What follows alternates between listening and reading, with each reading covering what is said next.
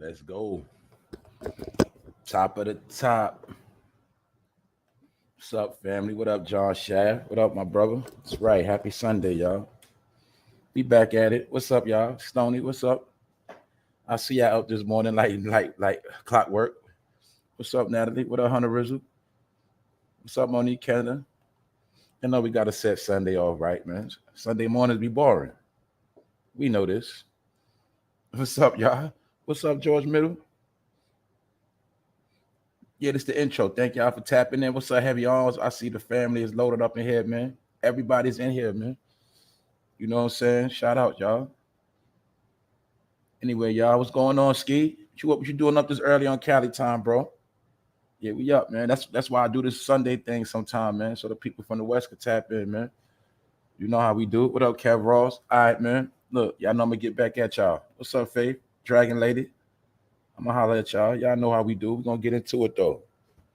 Episode 545. Another day. Summer officially over. Yeah, we in the fall now. So you already know what's up. We gonna be talking about a lot of falls. And not only that, yesterday something beautiful happened, and I had fun and I was laughing my ass off. Coach Prime got embarrassed yesterday. Coach Prime, Deion Sanders got embarrassed. That's what I'm saying, man. Look, man. Anybody that listens to this channel, you already know what's up. So I ain't got to say nothing. I ain't got to say nothing at all. Y'all know why, man. Y'all know I just went in on Coach Prime the other day, man. I just went in on Coach Prime the other day, man. Look at me right now, Coach Prime down on his luck. That's all I'm saying, man. Hey, that's all I'm saying. Look, it was beautiful to see Deion Sanders get embarrassed yesterday on the field. He got a nice dish that is called humble pie yesterday. And his football team got blowed out 42-0. They only scored 1 point when there was 2 minutes left in the game because the other team didn't feel like playing no more, and they let them score. Other than that, it would have been 42-0. And Deion Sanders he was ready to get his players hurt because he was blowed out and he was still trying to go hard. He was making them young boys play like they was about to win or something. They was getting blowed out. He didn't want to be embarrassed. And he got embarrassed.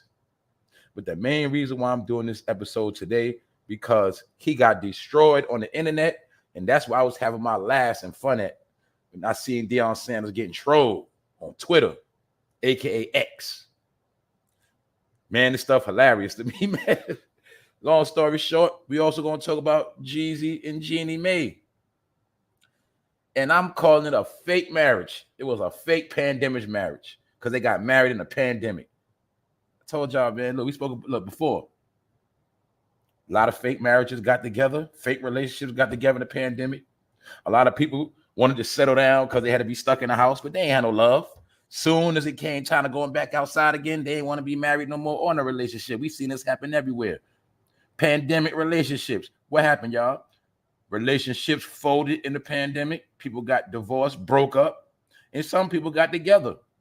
And now they're still breaking up because they was fake.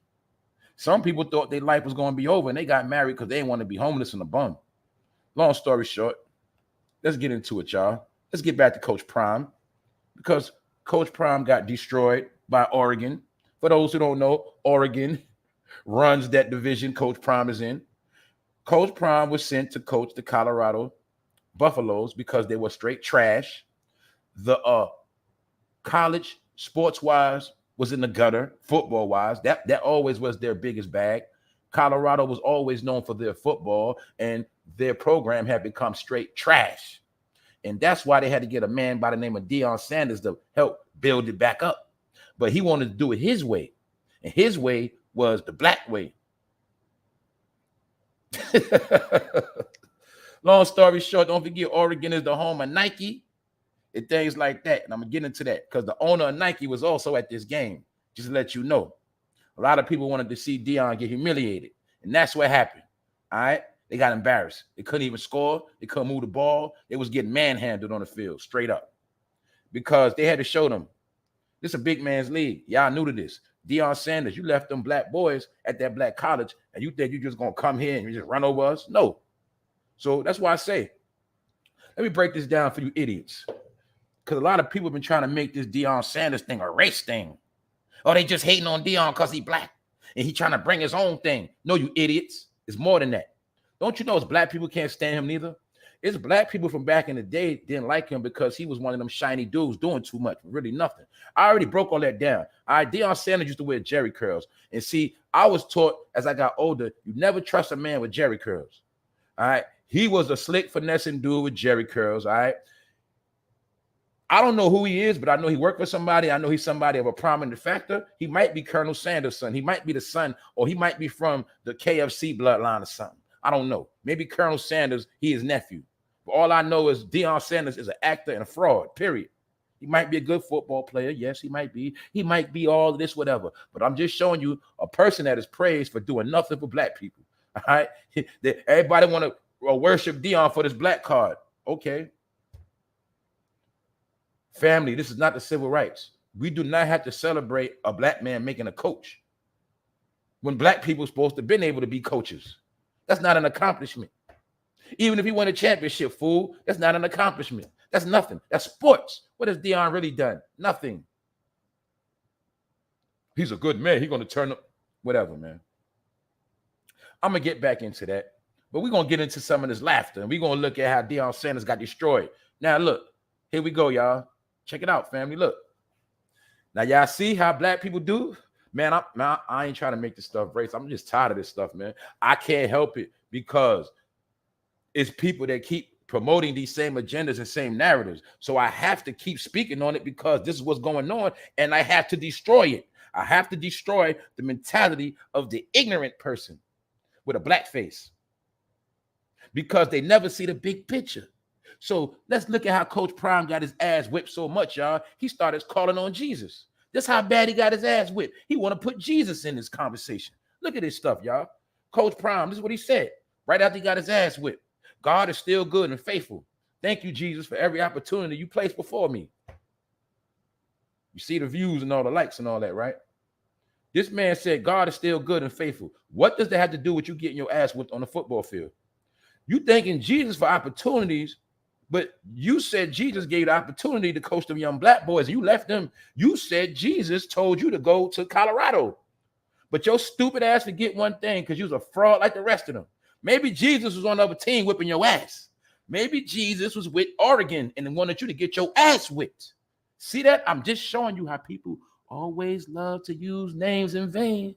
They love, man, I swear to God, your black people love to use that word Jesus and God, and they don't care about no Jesus and God. It's only about money. Don't forget that nigga monetized those shades and got paid already. They got gear. He's getting paid already with his name on it. He's getting money. I'm going to tell y'all this too. This ain't about no damn football. All you got to know is this. Deion Sanders not going to lose in this situation. For one, he already got paid. For two, he already met his accomplishment. What was his accomplishment? Well, last year, Colorado only won one game.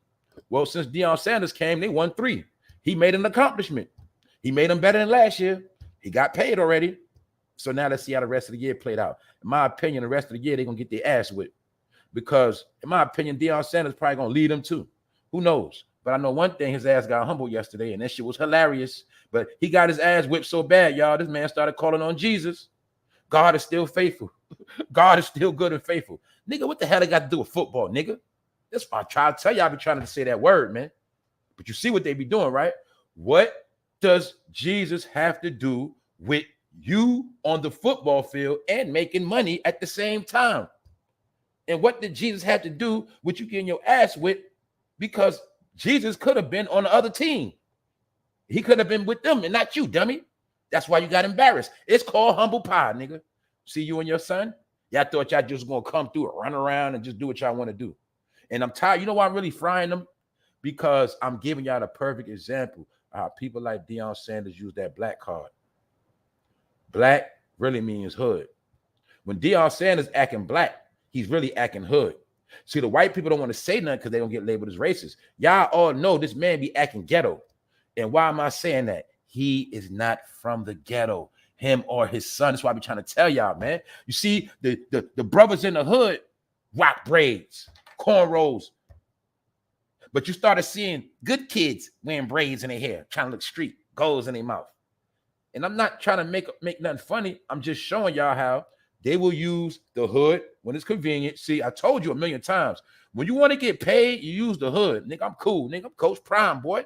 You see me with my gold on shining, rocking my shades. That's how I get paid, nigga. But you use the black card to get paid. But the whole time, man, these dudes ain't from the hood or the street, man. They've been out the street for over 40 years, man. Ain't been in no hood. That man ain't been in no hood in over 40 years, 30 years. His son never been in the hood. You see his son with his gold chain on? That's another thing. I told you, they brought that hood element to the game, man. I love football. I'm from the hood. But you do not wear your gold chain when you're playing football. It's all about football. Last couple of weeks ago, one of the players from the Vikings was playing and his chain fell off on the field. That is called the N-word type of stuff. All right? College is for college kids, man. When your son got on big chains, he's actually flossing on the other kids that came to school, but they might be unfortunate. That's called doing too much. But no, you rich niggas. So every chance you get, you gotta let everybody know y'all rich. Man, I can't stand you niggas, man. I try not to say the word, y'all. I can't help it, man, because people don't get the big picture. You don't get the big picture. Coach Prime was using black behavior to get paid. And not only that, he's been making a mockery of a lot of stuff. They also been using Coach Prime to piss a lot of white people off because they keep pushing this narrative of Deion doing it his way. He doing it his way. And they hating on him because, you know, they don't want to see a black man succeed. But that ain't it, man. Some people just know he's full of crap, and some people know he's a pawn. And some people know he's sent to disrupt things. He's sent to disrupt college football and help get some of them white people out the door. It's some white coaches that been coaching in college. They very powerful figures, and they want to get rid of them. Kind of like in NFL, they want to get rid of Bill Belichick. Certain people that's been ruling with an iron fist, they want to get rid of them now. That's going on in all categories. It's happening at your job. You starting to see supervisors, people that been on payroll for a long time getting pushed out the door. This happening in everywhere. You know what I'm saying? Anybody who has a certain amount of power in position and they're not complying, or they think they're bigger than what is going on, they're getting rid of people like that. So that's what's going on too. But now let's keep going, y'all, because Coach Prime got embarrassed, and we're going to look at some of the embarrassment. But before this thing happened, the coach of Oregon, and I'm going to say Oregon is the team that Jesus was with, because he was not with Coach Prime. See, Coach Prime said, God is still good and faithful. Thank you, Jesus, for every opportunity. Jesus had nothing to do with you getting your ass whipped, Coach Prime. Stop using that man name in vain, like the rest of you fools. Anyway, well, this coach right here has something to say. Before they played, he made an announcement to his team. And they said this game ain't gonna be played in Hollywood. It's played on the grass. Because a lot of people have been tired of these shenanigans in college football. That's my point, y'all. Let me break it down for some idiots. If Deion Sanders was about to be a supervisor or CEO for a new company, and when he got hired, he had a suit. When he went for his interview, he had a suit on. But the first day he got hired, he put on a gold chain and some shades. And then they said, hey, this y'all new boss right here. And he walking around the company with shades and gold chains on. You see how that's ignorant? The reason why I'm telling you that, because it's a time and a place for everywhere. He's coming to college football that's based on kids playing football, trying to make it to the pros, graduate, do stuff like basic stuff. He's bringing a clown show, a circus. They're calling him Hollywood. He's pissing people off because they're saying this is not the place for those Hollywood shenanigans, fool. This for football. So he had to get that medicine yesterday. It's called getting his ass whipped on that field. So look, the coach of Oregon was talking to his team, and he told them this ain't going to be played in Hollywood. It's played on the grass. Something else his coach also said. They was also saying how Deion Sanders' team, they playing for clicks and views, and they playing to win. You see the black players right there? So let me break it back down for the racist stuff. How was it people racist against Deion Sanders, where every single team that's going to play against him are going to have black players, black students, black parents? Also, let me show you why this also ain't race for you idiots. Colorado has rival teams. Oregon is one of them. Anybody in that division is not going to like them because it's called sports, dummy. They're not going to like that team, period. If you know anything about college sports, colleges only care about their team. So let's just say if it's 100 other teams, you're going to have 99 teams hating on Colorado, plus all of their fans. Do you get it? This is why I'm showing you it's not about race only. And every time a so-called black person or African-American does something, we don't always have to support them. It ain't no we. African-American, man, that's him. Meaning, if he want to go out there and do the stuff he do, that's his business. But I ain't got nothing to do with it. Because all he had to do is be a regular person and just do what he had to do and shut up and just coach. No, shenanigans. Shenanigans. So this so-called white man is teaching black boys the same thing. He teaching them to be humble and win. Win. Don't get caught up in the Hollywood shenanigans. That's cap. See, that white man was basically telling them young boys, see, that Hollywood stuff ain't gonna get you nowhere. It's gonna look good, you're gonna make money, but at the end of the day, you're gonna fail. You're gonna fail.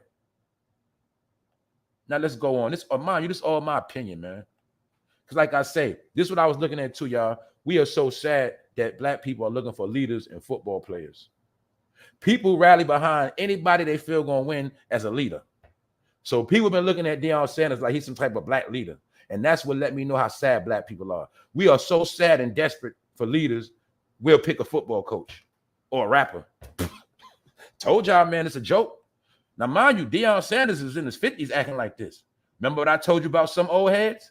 Didn't I break down the science of certain people when I showed you Deion Sanders and Shannon Sharpe? And I'm going to be talking about Shannon Sharpe because he started trending or he said something or did something that related to what I was telling y'all. And I'm going to show y'all and prove y'all what I said. Now, let me go back to Deion because Deion has been profiting off of this whole Colorado thing. He's been getting paid and getting all the attention. Let me ask you a question. I bet you couldn't tell me two other players on that team. One player you know for a fact is because Deion Sanders made sure you knew that his son was the quarterback. So the only person you might know is his son and the one that got hurt. Why? Because they're getting all the shine. The cameras are all on them. It's not about the team. It's about them. It's about Deion. It's about Deion. See that? Let me show you how it's about Deion. Not only did he monetize the shades, he got paid off the shade. They say he made between $1.5 million to $5 million off the shades alone. Now, look at us what he got going on. Shirts being sold on the internet. And this is what I was trying to tell my people. Due to the internet, man, it's a lot of people making money behind the scenes. You'll be surprised how many people got merch online behind the scenes. I'm talking about big people. I'm talking about people got things monetized, circulating that you have no clue. So I did my homework and I said, let me see some of the stuff he got going on. So I'm just showing y'all how it's all about the money. Remember, y'all, follow the money. This is not about no kids. This ain't about none of that. It's about Deion Sanders getting paid. And whoever he worked for that sent him, it's about whatever agenda they got going on. And you're going to pay close attention. I didn't put it together yet. But for some reason, you'll see it's a lot of stuff going on in Colorado. It's been a lot of stuff going on in Colorado this whole year. And y'all know what I'm talking about. What's up, Daniela? What's up, Colleen? What's up, Shayla? What's up, y'all? Yeah, y'all, I'm just making sure I get through it, man, because y'all know how these frequencies be acting up. That's why I be speeding up, going through it now so I can finish. You know what I'm saying? But hopefully get back normal. It might be today. I don't know. But anyway, let's go, man. Deion. See that? He was making a mockery of college football. He was making a mockery of Cowboys. He was making a mockery of the Midwest, the West. He was making a mockery of the Native Americans. Because don't forget, the buffalo, the bison represent the Native Americans. And the Cowboys are the ones who killed them, allegedly. Remember, Cowboys, Indians. So he making a mockery. And you didn't notice how he make a point to keep a big cross around his neck? Deion Sanders is a double crosser too. He is a double crosser.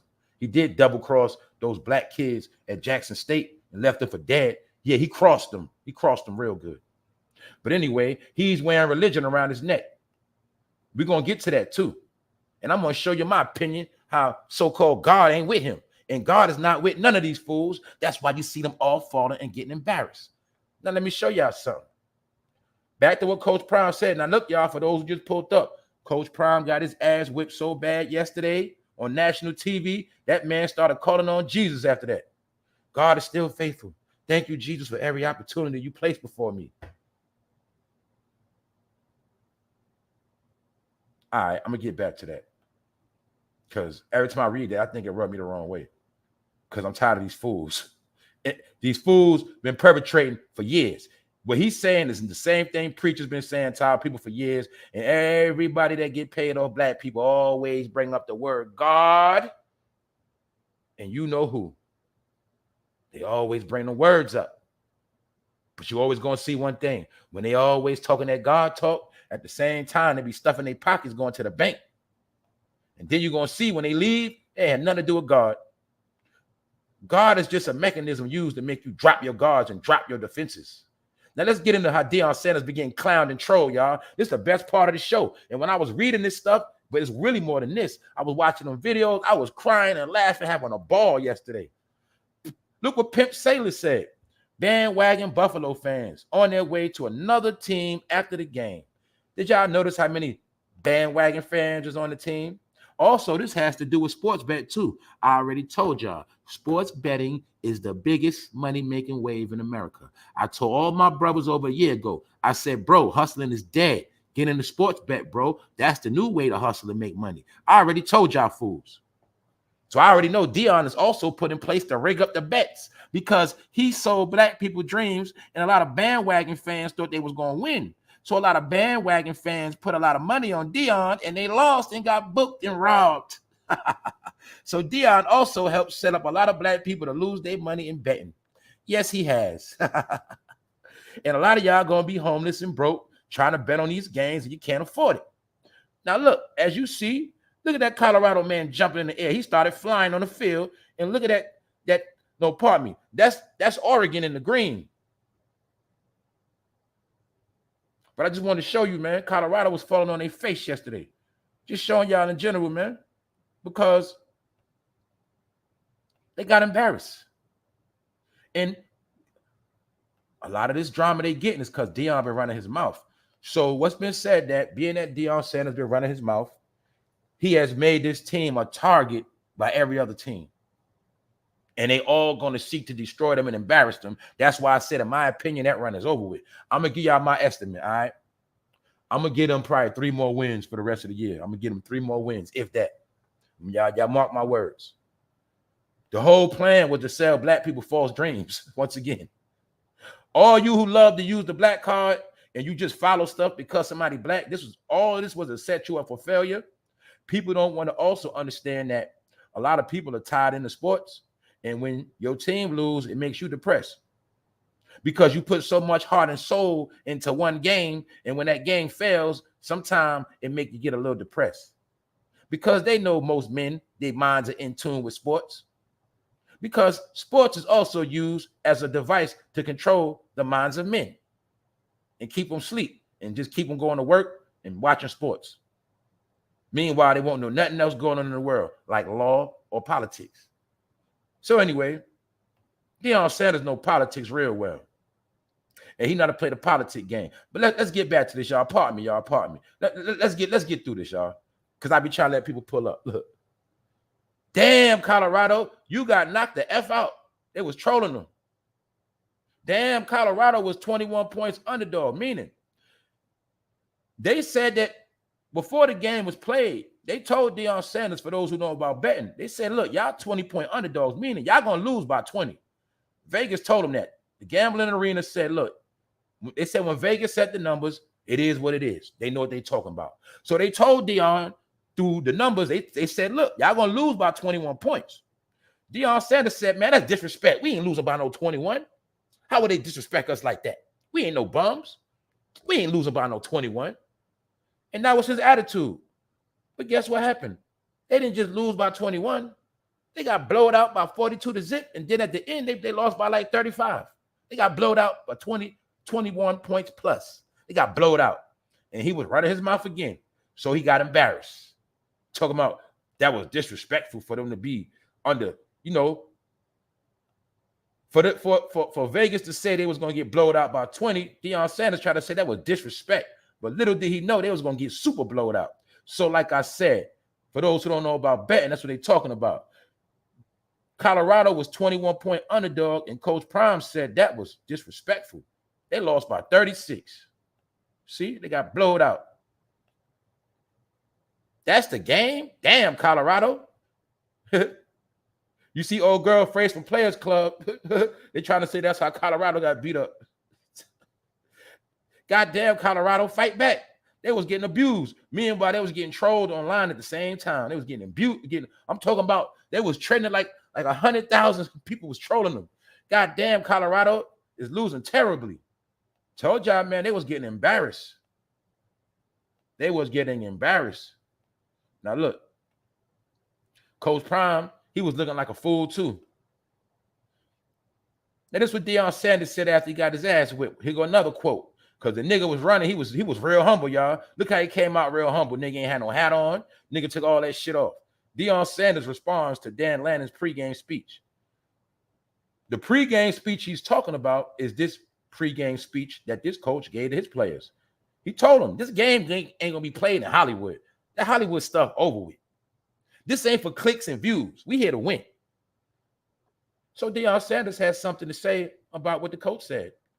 And Deion Sanders had to be real humble too. But anyway, he spoke on it, and this is what he said. Deion Sanders said, you better get me right now. This is the worst it's going to be.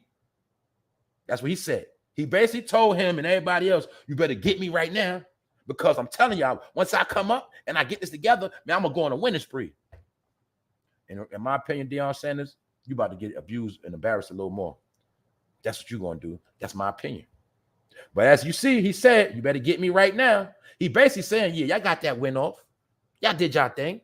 But y'all lucky because I ain't really got all my top players. So y'all better get me now while you can. That's like me saying if I had a messed up hand, that's like me saying, hey, yeah, bro, you won that fight. But only reason why you won because my hand messed up. You know, y'all better take advantage of me now and watch when my hand get better. Watch. When my hand get better, watch. That's what he's saying. But really, he already got knocked out. He got knocked out. Look how they was trolling Deion. Deion leaving Oregon today. Look. Got that man in a dress in the civil rights era. See that? These are subliminal jokes. Told you. They say, get out of here with that black stuff. That's what that mean, y'all. That's what that mean. And somebody black trolling his ass. Don't get it twisted. He was getting trolled by black people and white people. Everybody. You see him in that dress? What else is a hidden joke? Didn't in that episode I did about Deion Sanders, when I was trolling his ass, y'all didn't know I was putting curses on his dumb ass too. And also what I showed you. I showed you that man in that dress, didn't I? Didn't I show you Coach Prime in the dress? Well, just so happened, somebody trolled his ass in the dress. See that? Put his face on the dress. Told you it's people that know the truth, man. Y'all believe in idiots. Y'all looking for leaders. Damn, Colorado Buffaloes. Ouch. See that? 42-0. They only scored when it was 2 minutes left because the other team didn't really care no more. The other team made sure they proved their point, had them suffering for 3 quarters and a half, embarrassed them, and then at the end, they let them get a little score on. They let them get a score on. They had Deion. Deion was ready to hurt all his players too, because it was 42-0. Look, this was the score. He still had his young players in going hard like they was going to win. All because he didn't want to get embarrassed. He had them going hard. He wanted to get one touchdown. At least they didn't blow us out, man. At least we got one touchdown. That's what he was trying to do, y'all. And he showed his arrogance and his ego because he didn't want to accept the fact that they was getting blowed out and they was not going to win. So instead of him saying, look, man, we ain't going to win this game, let me take out my starting players, let them relax for next week. He just kept playing them and playing them and playing them. And one of them almost got hurt too. That's a fact. One of them almost got hurt with like damn near 3 minutes in the game. That's when I said, this dude a fool. And I started peeping it. I said, man, this man don't care about no players. He got what he came to get. He got his clout. He got his merchandise selling. How he get his clout? Well, people in this generation that's young, they didn't know about Deion Sanders. I know about Deion Sanders when I was a kid, but a lot of people didn't know about him because he's been faded out. He was on the NFL Network for years. You wasn't talking about Deion Sanders. He been around for years. Y'all. He never went nowhere, but he didn't get this clout like this. It was Colorado that brought his clout back. He didn't get this much clout at Jackson State. It was Colorado that got his clout. So my point is, his accomplishments already been met. He got his clout back. He getting money off them shades. He's national topic. You have to remember with these celebrities, they want fame, because fame for them is money, money, money, money. That's all they care about. He don't care about no damn college. So his goals are already set and met. Get it? He already accomplished his goals quick. Got rich real quick. Got the team in order. Boom, I did my job. Hey, y'all lost one. Last year, y'all only won one. At least this year, y'all won 3 so far. So don't blame me. I brought y'all up from last year. So that's what Deion said. But he got blowed out. So let's continue on, man. And don't get it twisted. All other people that couldn't say nothing about Deion because they would have got labeled as racist, they having a ball. Because soon as this happened, those big media platforms, especially the New York Post, you know they slick racist. All them platforms, they couldn't wait to cook his ass. Damn, Colorado, shit is about to get real for the rest of this season. Hang in there. I told y'all they're going to get blowed out the rest of the season. In my opinion, they're going to get embarrassed because they got exposed. When you get exposed, the other teams are going to watch it on film and study it. Other teams are going to study all of their flaws and how they lost, and they're going to use that same formula. That's why I say they're going to get blowed out a lot. You just watch what I say. And then I want y'all to see all of the fake-ass Colorado fans that ran and jumped off the bandwagon. And today, y'all got to understand one thing. This is my whole point of this show. Deion Sanders got his ass whipped so much, his ass got humbled.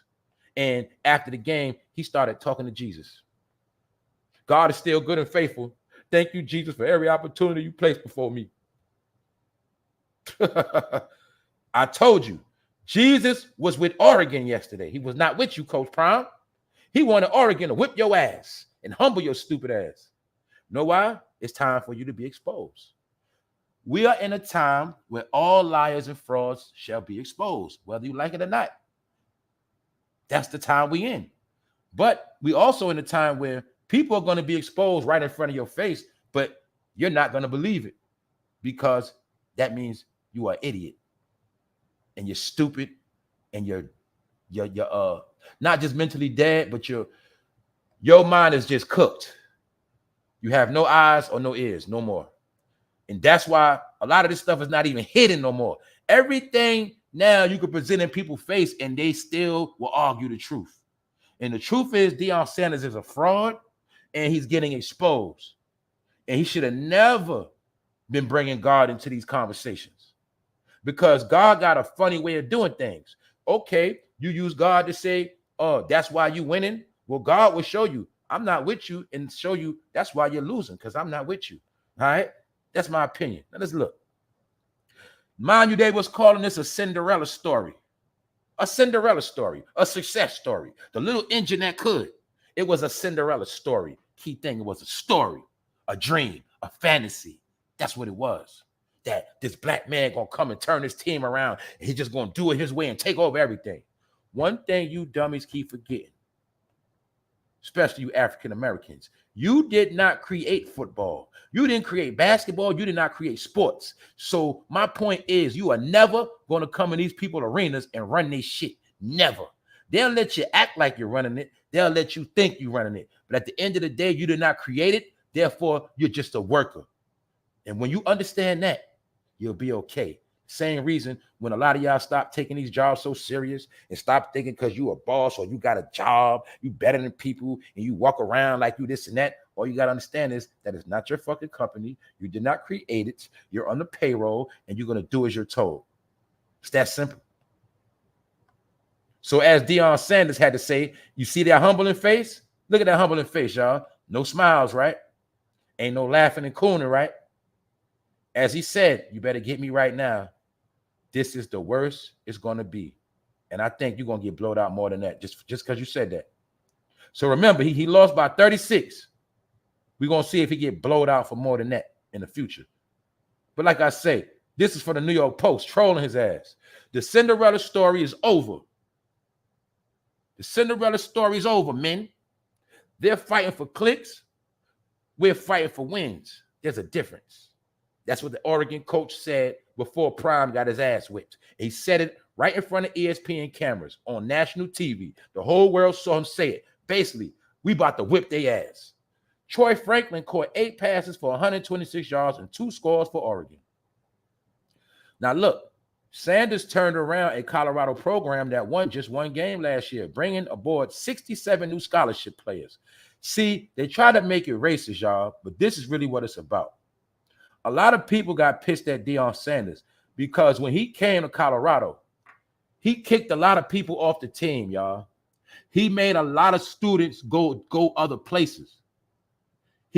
Anybody on that team he felt wasn't good enough, he kicked them off the team. And that meant some people had to go to different colleges. He messed up a lot of people's program and plans. And there was a lot of parents pissed off with him. You got to understand what's going on. A lot of parents. Because he came with this nigga shit and he was just doing what the fuck he wanted to do. I don't know no other way to say it. I've been trying to tap dance, but I can't, man. He came with this nigga shit and he kept doing. So let's look at it like this, all right? I gotta use smarts for my people. You sent your kid to Colorado. Say your kid finally made it out the ghetto. Fuck it. Colorado accepted your son to play football. He on the team and everything. Deion Sanders come there and say, your son ain't good enough. So being that he said that, now your son cut off the team. But your son went there on a scholarship to play football for Colorado. But Deion Sanders come with his ass and say, your son ain't good enough now. So now he got to go somewhere else. He off the team. And he going to replace him with somebody else he want on the team. That's what Deion Sanders was doing, y'all. And that's really why people was mad at him. Because look, as you see, he brought in 67 people from other colleges, y'all. And what he did was he used his fame to get a lot of good players. He stole good players from other teams and got them to come to Colorado. So when they keep talking about he turned it around, no, he didn't. He stole good players from other colleges. That's what he did. How did he steal good players? He's a celebrity coach. That's how he did it. He a celebrity. Look, man, I played for the Cowboys. I played for the 49ers, man. I'm telling you, I'll get you to the pros, man. Just come play for me. I got you. And that's what he did. He stole good players from other teams. So he did a quick microwave reboot. You get it? He rebooted the team, but he stole players, y'all. It's not like he just built them up. No, he got top players from other colleges. And the 67 people on his team basically got replaced. He kicked the people off and brought in new people. Get it? That's like if I fire everybody from my company and I just get all the best workers from every other company. I get the top exec from Walmart. I get a top exec from Foot Locker. I just get all the top execs to come to my company. Of course I'm going to win, right? But that's what he did. He didn't do nothing special. That's why I keep telling y'all. All right? So he brought in 67 players on scholarships. Opening the season with a win over TCU, a top team. See, he beat a top team that first week, and that's what got everybody worked up. But long story short, I'm going to show y'all something they made a point to say. Deion Sanders, he got a nice welcome to Autumn Stadium before the game from Nike co-founder Phil Knight. A lot of y'all don't understand that to this day, man. The capital of Nike is in Oregon, man. Oh, don't ever forget that. You see, we wear Nikes all over America. We love Nikes. In the hood, all that. Pay high prices. People forget, man, the original founders of Nike are still here. And the man that owns Nike is tied in with Oregon. He's tied in. That's why he was at the game to watch Deion Sanders get embarrassed. See that Nike check? You see that Nike check on that jersey, don't you? Yeah, that's why the owner of Nike was there. Nike is in Oregon. And don't forget this too. Nike is the real biggest brand in America that is respected all around the world. Don't never forget that neither. It is only a few labels out of America that are homegrown, that are respected at a high level all around the world. And I say the top two recognized all around the world is Nike and Ralph Lauren Polo.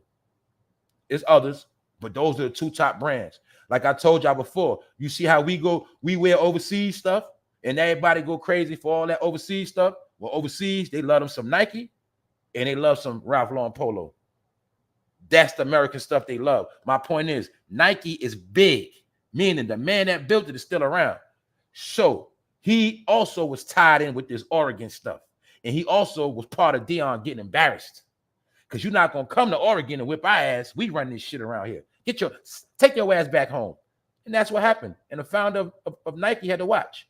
But don't get it twisted. The founder of Nike is getting paid off Colorado too. Do you see that Colorado jersey Deion got on? Nike. Also, they got Coach Prime hoodies. Nike. So as you see, they say the rich Don't have a horse in the battle, right? The rich man from Nike got paid off Oregon and he got paid off Coach Prime. See that? That's why they made a point to let it be known that the founder of Nike was also there in attendance to watch Deion get embarrassed. Oregon's Duck mascot came out on the field wearing a cowboy hat and sunglasses, copying Sanders' style. Now let's look at how they really was trolling Deion, y'all. Oregon was trolling the fuck out of him. Now, this is what I wanted y'all to watch, and I wanted to see show y'all what the fuck I was talking about and how this shit ain't no game. You see how they trolling him? They was trolling him saying he's a nigga. See that big gold chain on his neck? See them big ass shades? Trolling him. The Oregon Duck came out and trolled his ass in front on national TV. See that? Copying Sanders' style. And I told you, these niggas don't do nothing but wear costumes. Don't I always tell y'all that? They are the masters of wearing costumes. 1 minute, niggas a coach. 1 minute, niggas a leader. 1 minute, nigga, you get it? They wear costumes. So that's why this was the hidden joke. That nigga's nothing but a nigga in a costume. See that? And they dropped this yesterday after his ass got... No, this dropped before he got his ass whipped because this the duck that came out on national TV and was breaking up a clock, trolling his ass. See that? This represents coon, nigga. This represents black man. See that? Now let me break it down. It don't represent a black man or African American from a racist perspective. It's showing you how our people love to entertain dumb shit and think it's cool. You bringing this type of behavior to other establishments, meaning I can be hood and ghetto as much as I want in my home, on the block, around my people. I can act niggas as much as I want to. That's my business. But when I deal with regular establishments, when I'm dealing with business, when I'm dealing with other nations and people, that ignorant stuff go out the window. And that's what I'm talking about with Coach Prime and the rest of them niggas. See, their job ain't to throw the nigga shit out the window. Their job is to promote the nigga shit. Why? When they promote the nigga shit, the nigga stereotypes stick on us. And I've been trying not to say this word. Y'all be trying not to do it, man. I swear to y'all I do, man. But this stuff is out of control. And that's why every day we getting trolled. And they're going to keep showing these people, y'all are nobody. Did you really think you was going to come to our establishments and turn things around and do what you want to do? Oh, he doing it his way. I watch a whole bunch of black people on TV with college degrees talking ignorant. Know why I say it's ignorant? Y'all know business. You know business. You know business. That stuff go out the window. Y'all always trying to sell black people this nigga shit, knowing that shit ain't going to get us nowhere. So that's all I'm saying. This is a mockery, y'all. See the big gold chain? Ain't that the chain rappers be wearing? Told y'all, man, this is a joke. This is a joke that a lot of African Americans are nothing but clowns in costumes. They're nothing but entertainment. That's why they let the mascot be the entertainer and showing you that Deion Sanders is no different from our fucking mascot. That's all they fucking telling y'all, man. But one day y'all gonna get it. Now, y'all know the other day I was talking about Deion Sanders and Shannon Sharp. Now, let's go to Shannon Sharp because he's embarrassing too. I'm ashamed of you, Shannon. I'm ashamed of you, Shannon Sharp. Shannon Sharp been crying, y'all. This man admitted out his mouth what I said. Shannon Sharp said the reason why he left Skip Bayless and Undisputed is because Skip Bayless did not respect him no more. I felt in that moment he had lost all respect for me. He had no respect for me. He had no respect for me. It really, really hurt me. And I told you niggas, all y'all do is go to these people for checks and money. Y'all have not established nothing self-made on your own. Nothing at all. So that's why every chance y'all they get, they're going to keep showing you that role you niggas be perpetrating. That shit only work in the African-American community. When y'all come around, that's what that shit, we're going to always show y'all who the fuck y'all are. So the coach of Oregon told Deion before the game, told his people, this ain't going to be played in Hollywood. It's played on the field. We're not doing this for clicks and views. Because we know some people just love clicks and views. Now we here to win. It's just like real life. Some of y'all got more infatuated with clicks and views, and in real life, you're losing. So like I said, see the hoodie, the hood mentality, hoodie, shades, gold chain, hood mentality, hood replica. Get it? Hood costume. Hood clown. Now, Shannon Sharpe was crying, saying that Skip Bayless didn't respect him. And he didn't, because Skip Bayless disrespected him on TV mad times, and he took it. But the thing is this. Shannon Sharpe finally speaks out against Skip Bayless on the incident that party led to him leaving undisputed. I felt at that moment he had lost all respect for me. You know why? Because they look at you as a dumb jock, Shannon. And even though Deion Sanders is a better talker, they look at him as a dumb jock too. This is why I told you, Deion Sanders ain't do nothing but play baseball and football. He did nothing, y'all. He did nothing. He did nothing for his people. When it comes to politics, he ain't doing nothing. When it comes to building programs for his people, that's I want to use the right word. My point is, they do things, but the things they do are not beneficial to us. They'll do some shit, but they won't put the resources behind it or the time. You get it? So Shannon Sharpe, you another one of them. Y'all been using these white people platforms for so long. Now y'all seeing that, man. Y'all time is up. That's why I'm showing y'all this, to show y'all what I told y'all.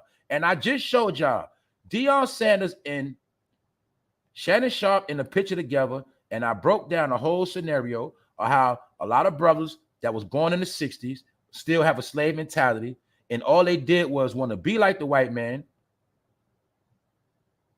or they wanted a job from them. But it was their own self-hatred and low self-esteem that had a lot of these brothers figuring they can't do it on their own. And that goes for Steve Harvey and all of them. All they ever did was get money from the white people, man. That's it. Get checks. But Deion, you considered a dumb jock, because in the real scheme of things, they look at you as just a football player. And you too, Shannon Sharpe. Y'all just football players. And for anybody who never saw this movie, if you never saw Any Given Sunday, I don't care if you watch sports or not. This is a blockbuster movie, man. And I'm going to tell y'all for this last time. The 90s and the 2000s showed you every epic movie with every epic agenda. This is why they got epic actors in all of these epic films. Because all of them had a message. They were showing you something, and they were showing you the future of the world. Any Given Sunday is what's going on, right? It's the same story. It's the Michael Vick story. It's any story you can name is right here. Tom Brady, and it's in it. How the old player want to play forever till they get broke up. This movie shows you how football players deal with zesty behavior. All of that. Get high. All of that. Shows you everything. How they step on each other back for competition. Throw each other under the bus. They show you everything. From the ownership, how they don't care about the players. If you didn't watch this movie, I suggest this is a good day to watch it. Epic, epic. Al Pacino, LL Cool J, Jamie Foxx, Cameron Diaz, a lot of people in here. Epic movie, man. Epic. You're just dumb jocks. So you got two strikes. You're black and you're just a dumb jock. So that's why they never gonna respect people for so much. It's the truth. You just shut up and play football, or you stick to the criteria. That's it. Y'all the ones get gassed up because you get a couple dollars and you start gassing yourself up, making you think you're important. So that's why when he got embarrassed yesterday, it was a bigger picture to the whole shit. Look what else it was all about, y'all. This man been getting money, man. Did y'all know ESPN got the 5th most watched game in history? That's because of Coach Prime. And that's why I peep game. That's why ESPN was promoting this game the whole time, and all of them on the bandwagon. And I'm also showing you how so-called black people make money for everybody else. You see, I told you on last Saturday, they said it was like a BET event. Guess what they said of that? ESPN. Why they said on ESPN? Because they was the ones getting paid off the ESPN event or the BET event. It was a nigga fest. ESPN most watched late night prime game on record. See, that's why they love Deion. Deion get them ratings up. Deion generate money, revenue. But for who? You got to already know when it's a game on TV, ESPN getting paid for commercial time. Get it? Their ratings go up. Their viewership go up. Money, money, money. And don't forget ESPN is ABC. So while it was on ESPN, it was on ABC. We call that double dipping in a bag. Making two bags off one thing. That's why they love Deion. He's making everybody money, y'all. That is it. He's making everybody rich. And when I say everybody, y'all know who I'm talking about. Because that's his job. All right? Yeah, black people, some of y'all can sit at the chair only if you make us some good money. But once you can't make us no good money no more, you out the door, nigga, like Shannon Sharp. And now Shannon Sharp had a show with Skip that was on every day. Now he just on 2 days a week with washed up ass, dry Stephen A. So they did you like a hoe, Shannon Sharp. I'm going to be honest, bro. You ran from Skip Bayless, and now you had to run to ESPN. Told you, man. Guess what, Shannon? All you had to do was start your own YouTube channel, bro, and just get all your money yourself. And we would have watched you. But your pride won't let you start a YouTube channel because you come from a time where you got money from the white man. So all y'all ever knew was get money from the white man. Ever since y'all came in the NFL, you got money from the white man at that draft. And ever since you got drafted and the white man made you rich, y'all never learned how to get your own money or start your own brand. That's why there are no, if you go to the supermarket, you go anywhere, any clothing store, you're not going to see no brand that is black made that have stood the test of times. Whenever somebody creates something black, 9 times out of 10 is going to be a fad. And that's why you're not going to see no products because our people don't invest into creating their own brand like Johnson & Johnson. Get it? But I think Deion Sanders is related to Colonel Sanders, the fried chicken man. That's why he's looking like the Colonel. That's what I think. And then, do y'all know he's also in a new KFC commercial? You can't make this shit up. He's in a new KFC commercial saying, give me one of the wings. So I'm starting to think he related to Colonel Sanders, a chicken man. Is that a joke behind a duck? I don't know. I just like to reach. But all you got to know is Deion Sanders got everybody paid, man. And I'm gonna get into the JEENNIE. I'm gonna get into the JEENNIE and JEEZY thing too, y'all. Pardon me. I'm cruising. Oh, let me holler at y'all, man, because I've been going in. Look, I'm traumatized from these videos messing up. That's why I've been going in nonstop, trying to hurry up. That's what's been going on, y'all. But at the end of the day, let me see who up in here. I can't even see who. If anybody donated or not, I'll get back to that. Y'all know I'm gonna holler at y'all. Good to see y'all though. But like I said, let's move on because we already know what happened to Coach Prime. But for those who pulled up, Colorado got their ass whipped so bad and embarrassed on national TV that Deion Sanders had to bring up God. He got his ass whipped so bad, he started talking to Jesus, y'all, and putting God in it. God is still good and faithful. Thank you, Jesus, for every opportunity. Thank you, Jesus. And like I said, in my opinion, Jesus was with the other team. And Jesus said, y'all go out there and whip Prime ass for me. That's what I think Jesus said. Go out there and whip that boy. Show him humility. And I'm going somewhere with all this too, y'all. I'm gonna wrap it up. I'm gonna wrap it up real clean for y'all. And some of y'all already know what I'm gonna do. But let's move on, y'all. Because I gotta show y'all all of the clout chasers and frauds. Charlie Baltimore, one of Biggie's ex-girlfriends. Oh boy, here we go again. What I tell y'all, man? With these celebrities, it's something that they all know, and they're gonna always use it to the day they die. Anybody that been around Biggie, anybody been around Tupac, one thing they all know. If nothing else fails and they don't got nothing else going on, they can always become relevant again by speaking on Biggie or speaking on Pac, depending on which one they was down with. It's called clout chasing. It's called making yourself relevant. And I have nothing against Charlie Baltimore, but she's been coming out a lot lately speaking about her relationship with Big. And there's another point I'm approving this, in my opinion. What up, D Mecca? What's up, family? What's up, Devin? What's up? Happy Sunday, y'all. Daniela, all y'all up in here. But look, this touching on what I was talking about the other day. Now look, Charlie Baltimore says Notorious Big cheated on her and ended up getting Faith pregnant. Faith Evans pregnant, y'all. Something within this story I'm gonna show y'all. Now look, Charlie Baltimore. Yes, Big was rocking with her. It was some shit going on, y'all. Now y'all know I said, in my opinion, Faith Evans was sent to Biggie. In my opinion, Diddy sick Faith Evans on Biggie to watch him and trap his ass up. That's my opinion. Now, why I say that? Because Charlie Baltimore just said something. When Biggie was with Faith, he was also with Charlie Baltimore, but he was about to stop fucking with Faith. Did y'all forget? He was about to stop fucking with Faith. So I think at that point, Faith said, I need to have his baby. I need to have his baby. Diddy said, yo, you need to have his baby. Yo, you gotta get pregnant, bro. You gotta get the baby. If you don't get the baby, it's not gonna work. Gotta get pregnant. So look, Charlie Baltimore says Big cheated on her and ended up getting Faith pregnant. So that means he was already messing with other chicks. It wasn't all about Faith. That meant Faith, you could have got put on that back burner anytime. You got a baby.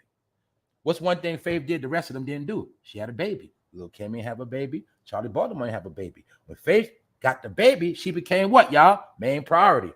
Bam. But Biggie wasn't really feeling her in his heart. I think he really was feeling Charlie Baltimore at the time. And he still had love for Lil Kim. See that? For my young people that's super young, you see that? Do you see how Dolce & Gabbana is nothing new? Do you see how rappers been wearing Dolce & Gabbana, Fendi, Prada, Versace, all of that? It's nothing new, y'all. Do you understand what I'm trying to tell y'all? You're looking at a picture about 30 years old. None of this shit is new, y'all chasing. I actually was looking at a coat Biggie got on just like that. It's a coat like that out. They brought all that shit back out. Polo coat just like that. All of that. Michael Kors coat like that. You get it? All this shit is back out. That's why I keep telling y'all. Everything that's out now is from the 90s. Damn near everything. Damn near everything. From the Varsity Jet, everything. That's how they got this whole generation trapped in a bubble. Y'all didn't create your own style yet. Y'all didn't create your own influence. Y'all still trapped up in shit we did already. Y'all dress, y'all swag, but it ain't that. Y'all indulging in the things we used to, but y'all added a lot of new shit we didn't fuck with. That's where y'all went wrong at. But the fashion part, all y'all fashion, when y'all do try to get dressed up with names and all that, that's shit we already did already. We presented that. So I just want to show y'all this old shit. But this is what I want to show y'all. How many of y'all remember the Get Money video? This is the video where Biggie was trolling Faith. Remember, this is when a lot of us first seen Charlie Baltimore in the video. And he was trolling Faith. That meant what? Faith had already fell out of graces with Big. Let's not also forget, behind the scenes, I think this around the same time, Faith was running to the West Coast playing them games with Pac and them. But one thing you have to remember, Biggie trolled Faith in this video. That is our proof that him and Faith was not as cool as they try to portray. And Charlie Baltimore told us right here. Because what happened was, Big was with her, but he still was smashing Faith, going back and forth. Get it? So, I think Faith and Diddy got scared Biggie was going to leave. And that's when Faith had his baby and trapped him up. And Biggie was young, so he ain't know no better. But this right here is our proof. He wasn't rocking with Faith like that because that's why he was trolling her ass. And then what else happened after that? You claim to be a player, but I effed your wife. That came out after this. Y'all forgot. This video is from 95. See, I know my rap history. Get Money is from 95. If I'm not mistaken, this is all when Tupac was locked up. Because when Tupac came home, he wrote on Biggie, remember? He didn't drop You Claim to Be a Player. He dropped that video after this video. So that means Faith was already out of Big graces already. Biggie was already looking at Faith shady. What's my proof? This from 95 right here. What else? Tupac came in and solidified it when he said that he hit Faith. So we know for one thing, Faith was not faithful. Faith was a joke. Something was going on with Faith, and Biggie probably peeped that she was a fraud. And in my opinion, Diddy and Faith conspired a plan to trap Biggie. That's my opinion. All right? Because I still ain't letting up off the big conspiracy. You dig? So anyway, let's move on. That's my proof of what?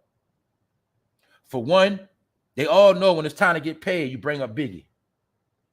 Also, I'm showing you that, in my opinion, Faith and Diddy knew more than we know about. And the plan was get him away from Charlie Baltimore. Charlie Baltimore actually was able to could rap, had talent, and they was hating on her too. That's why you'll see when everything died off and Big died, they made sure they silenced Charlie Baltimore and made sure her career went nowhere. That was all on purpose. Now let's get to this, because it ain't no coincidence. Tupac and Biggie, same time in the news, because they all use their name. Who's the number one clout chaser I told you used Tupac name? Jada Pinkett. Jada Pinkett Smith slammed after sharing footage of Tupac rapping Will Smith's song. Y'all see what she did? Playing AI games. Jada Pinkett used AI of Tupac rapping Will Smith's songs, playing around. But I told y'all, she's another one. Jada Pinkett would have been buried. Guess what been keeping Jada Pinkett relevant? Tupac stories. And when the Tupac story got dried, she created an August Alsina cheating story. And then after that died out, they started another program where Will smacked Chris Rock to stay relevant. It's all the shit they've been doing. Jada Pinkett, when they started that table talk show, one of the first shit they started off with to get you to pay attention was she started talking about her and Tupac. And then when y'all was tuned in, y'all got bored. So then she started that August Alsina stuff. Jada Pinkett, y'all keep forgetting one thing. She is an actor. Actor. Why black people don't want to understand that some of these people are fucking actors. They actors. They got talent in this shit. They can cry on the spot, laugh on the spot. They can show you love on the spot. Oh, so compassionate. Man, they not to make you think they kissing for real. Ain't even kissing. Man, they are geniuses when it comes to fooling people, man. But one thing within the story that y'all don't want to admit, that I'm going to show y'all. Look, Jada Pinkett Smith's relationship with Tupac has become a contentious topic. See? Everybody know that. Over the years, and that especially true after Will Smith went to bat for her at the Oscars in 2022. However, the public discourse evidently hasn't affected how she celebrates the late rapper's legacy. So the public is not feeling her. She tried to promote Tupac. Don't forget, Tupac got killed this month. I told y'all already. That's why this stuff is tied in. Tupac and Biggie will forever be tied in. You know why? When Biggie first came out, Ready to Die, September 13th, 93. September 13th, Ready to Die dropped. September 13th is also Tupac's death date. 3 years later, 96. So don't forget the date. So that's why we've been seeing Faith in the news this month. And you see Jada Pinkett talking about Tupac, because Tupac died. His death anniversary was a couple weeks ago on the 13th. So that's why all these celebrities use their name as trending topics. And Jada been getting under fire because she showed Tupac rapping a Will Smith song. But this is what I want to show y'all. Pardon me for being long-winded. Check out the bottom. The actress and MC, Tupac, attended the Baltimore School of Arts together. And the only reason why I'm saying this, because we got it backwards and messed up. We thought Tupac was a street dude that learned how to act, when really Tupac is an actor that acted like a street dude, y'all. And I don't know why people still don't want to understand that. When they kept showing us the relationship between Tupac and Jada Pinkett, it is no different from how Jada Pinkett is a good girl from Baltimore, never was on the streets. She is an actor. What does Jada Pinkett specialize in? Acting black, using the black card. Ghetto. T. Black drama. That's her money bag. That's her lane. Black tea, black. You get it? She's an actor. Even acting like she's in a family. Her and Will Smith are actors, man. Everything they do is a front. But y'all don't want to believe Tupac was an actor. Tupac was an actor that acted like a street dude, y'all. He acted like a revolutionary. He acted like a cop killer. He was just acting. He's really an actor, y'all. Tupac never. If you put like I'm gonna look. If you never posted on a block, if you was never on the streets for at least 2 years straight, you ain't from the street. And that's light. I'm just saying that light. 2 years is bogus. But if you never been on the street and you ain't never grow up a certain way, you are not hood. But you're gonna see they always want to act hood. Tupac was not really hood, y'all. He was an actor. He might have always wanted to be hood, but he was on some real shit. Tupac was a clean-cut, good boy, period. And then they told you when he was at Juilliard Arts, his white friends showed you letters that Tupac wrote them. Y'all keep wanting to throw out the Tupac had a white history. Y'all also forget it was a white woman that sponsored Tupac and got him to read all those books like Machiavelli, Art of War, stuff like that. It was a white woman that groomed Tupac. Actually, it was a Jewish woman. She groomed Tupac, man. Tupac had a lot of grooming. He was groomed when he was going to acting school. That means he was around white people. I also broke it down. If Tupac was so poor, how could he afford to go to Juilliard Arts? If he was so poor? Because he was being groomed. He had handlers. Tupac was raised amongst white people and Jewish people as well. And when you look it up, you'll see Tupac Shakur is not his real name.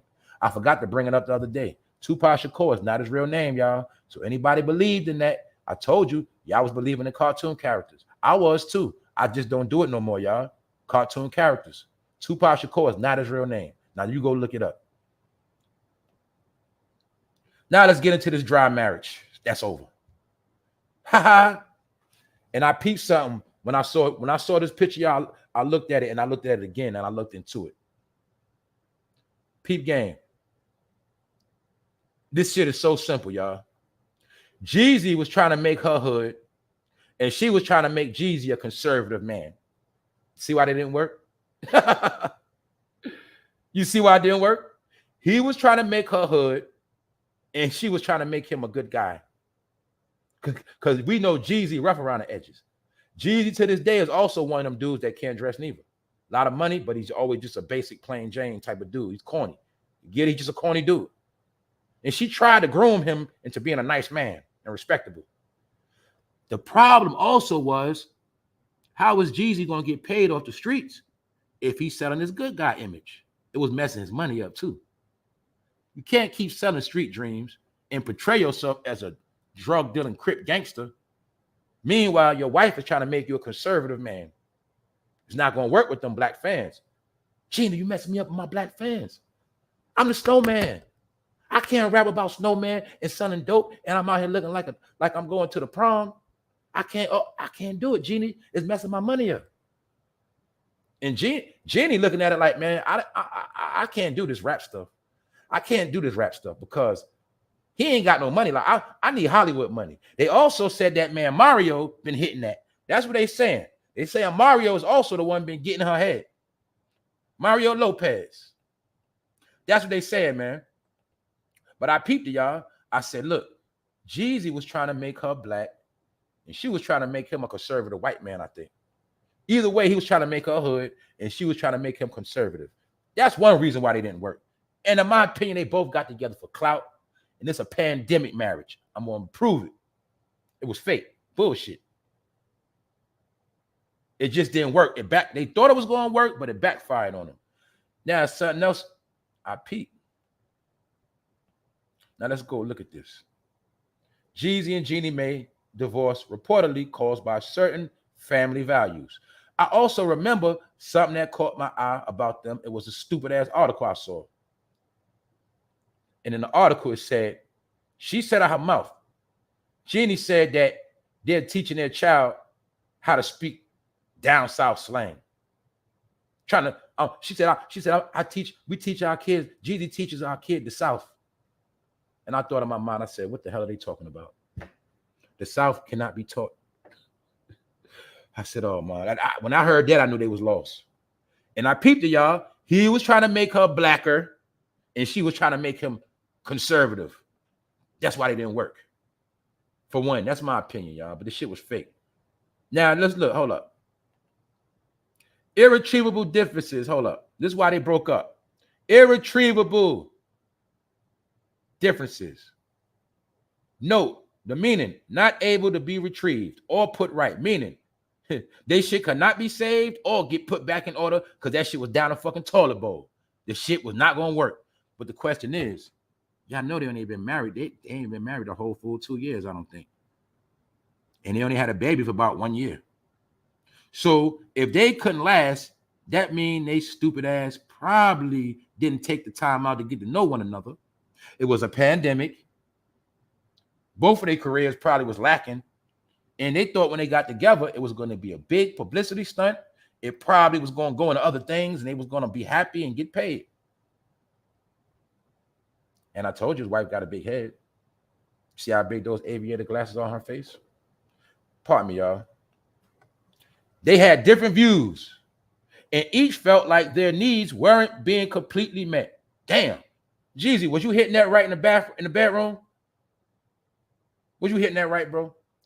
Think about it. If a man is hitting it right, he rich. What's the problem? Anyway, hey, Jeannie, could you have been born in the bedroom? Your sex is whack. Hold on. Anyway, let's go. They had different views and each felt like their needs weren't being completely met. JEEZY filed for divorce last week, citing their marriage is irretrievably broken. That shit is finished, done. Because that shit was fake, man. Look, the filing was placed in the Fulton County Superior Court. Also, don't forget, that's the same court Trump going to, the same court Young Thug locked up at. You see how the Atlanta court system is now like Hollywood? Look,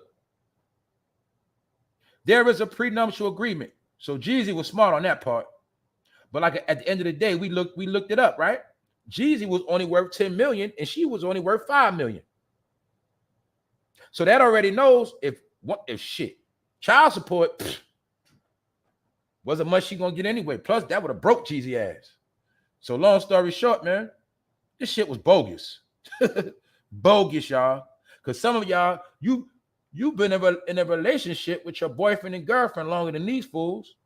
And some of us know marriage ain't everything. It's people been together 5 to 7 years and they never got married. Then we also spoke about how marriage is a joke now. It's for clout. So as you see, y'all, look. According to the Atlanta Journal, JEEZY is seeking joint custody of their daughter too. If completed, the divorce would end a marriage that began in March 2021. So they barely made 2 years, y'all. They barely made 2.5 years. The ceremony was at their home during the pandemic. Told you, they got married in a house, in the backyard. Bullshit. A lot of people got together in the pandemic, but can you say that was real love or was that desperation? Was that because people was bored? Did they understand that getting married in a pandemic would be a good promotional tool for both of them? Did they think that getting married in a pandemic would help boost both of their careers? Because don't forget also, when they got married, JEEZY was not popping at all. His career been over. And she was doing her thing or whatever. And she'll still be all right. But JEEZY, if you still gonna be a rapper, your shit over with. But then again, JEEZY did write a book, y'all. But check it out. They got together in a pandemic, man. Fake ass family. I'm gonna say it right now. If anybody got together with somebody in a pandemic, in the middle of a crisis, your situation is doomed to fail one day because that's your foundation. Your foundation was y'all got together when everybody was getting sick and dying and the world was going through hell and y'all chose that time to get married. Therefore, y'all marriage is kind of like cursed, in my opinion. You got married at the wrong time. So when I see a marriage crumble from the wrong time, it don't surprise me. Same way I said, if you get married to somebody you met in a certain situation, especially if it was negative, you probably, if y'all met in a club and y'all get married, probably y'all shit ain't gonna last. But anyway, don't take my word for it. It's my opinion. They got married in the pandemic. So I'm gonna say that was out of desperation. Why? It's not like they got together, was dating for a while, getting to know each other, having fun. They got together and became serious. Now here go another person, because I got my points I'm proving. I got another person, Jeannie Mae, using God's name for her own bullshit like Deion Sanders did. Let's look at what they say, because they always love to use God when shit is in their favor. Let's just look, man. In January 2022, Jeannie and JEEZY welcomed their child. This is what she said, y'all. I asked God for a life and love and happiness. He sent me my family. Baby Jenkins is here. So as you see, she put this on God. I asked God for life and of love and happiness and a family. Okay, you got it. So what happened? Why y'all marriage over so fast? How did God bless your marriage? So who are you going to blame for it breaking up? If God sanctioned your marriage, don't you think God would have helped you keep it together? This is my other point. I'm proving how God ain't with none of these fools. And they always use God's name in vain. How the hell is God with you?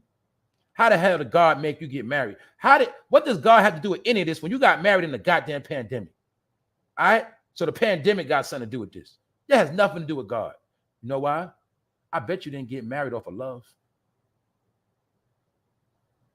Y'all ain't even probably know each other like that. Y'all didn't have fun dating forever. All y'all did was get married and jump in front of a camera. What does God have to do with that? Was this a real family, or was it a fake family for entertainment? Did we not just go through certain things the other day when we was talking about marriage and we was talking about the responsibilities of marriage? How really when you're supposed to get married, you're supposed to stay together unless somebody cheats. So why did they break up? They said nobody cheated. Irretrievable differences, right? Oh, different cultures, different lifestyles? Or is it because y'all both said, you know what? This shit ain't working no more. Damn, Jeannie, we thought we was going to get paid, but this shit ain't really clicking like that. We're not getting no offers. We're not really getting it's not really benefiting us. Did y'all agree that it's not beneficial to stay married and get back to the money? Maybe. But Jeannie, why did you say God has something to do with it? You said God sent you a family. So what you got to say now that you ain't got no family? Did God take it away? I'm just showing you. When y'all put God and stuff, that's why y'all be folding. And y'all going to keep folding. Because God is not with y'all. But then again, some people got different gods. But I'm not here for that today. Let's keep it pushing. JEEZY was trying to make her black, and she was trying to make him a respectable man. Conservative. JEEZY, none of us was buying that shit. You cannot rap to black people about selling drugs, kilos, snowman, trap or die. Nigga told us he said trap or die. Nigga, sell drugs or die. You better do one of the two. He told us to trap or die. But now he want to be conservative. He looked like a damn preacher. JEEZY, she made you dress up looking like a fake ass preacher. You know why? Because a rapper is a fake ass preacher. That's why they always talking about God and spitting out blasphemy. Rappers spit fake ass verses and preachers lie when they tell verses. Get it? Rappers are the modern day preachers. But y'all don't want to believe that. Rappers are the modern day preachers and the modern day politicians. Back in the day, there was no such thing as a rapper. Now a rapper is a preacher, a leader, civil rights leader. Get it? He's everything to the community. That's why JEEZY like a preacher. And she looked like she's trying to be black. Not disrespecting or nothing, because trust me, she's of native descent. But anyway, we're going to just talk about this, man. Best known for co-presenting the Day talk show, Jeannie Mae began trying to start a family with JEEZY before March 2021. That also was a sign. She was trying to have a baby and she had a miscarriage. In my opinion, some people don't understand that sometimes that's a warning. Sometimes people get depressed and say, man, we had a miscarriage. Sometimes that could be a warning to run.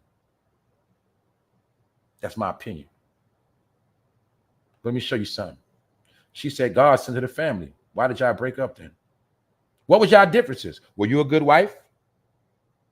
A good mom? Anyway, my point is God ain't with a lot of y'all. Y'all married, but God ain't with y'all. That's why you're going through hell.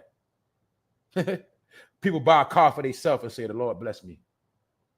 They get married for their own reasons and say, God wanted me to get married.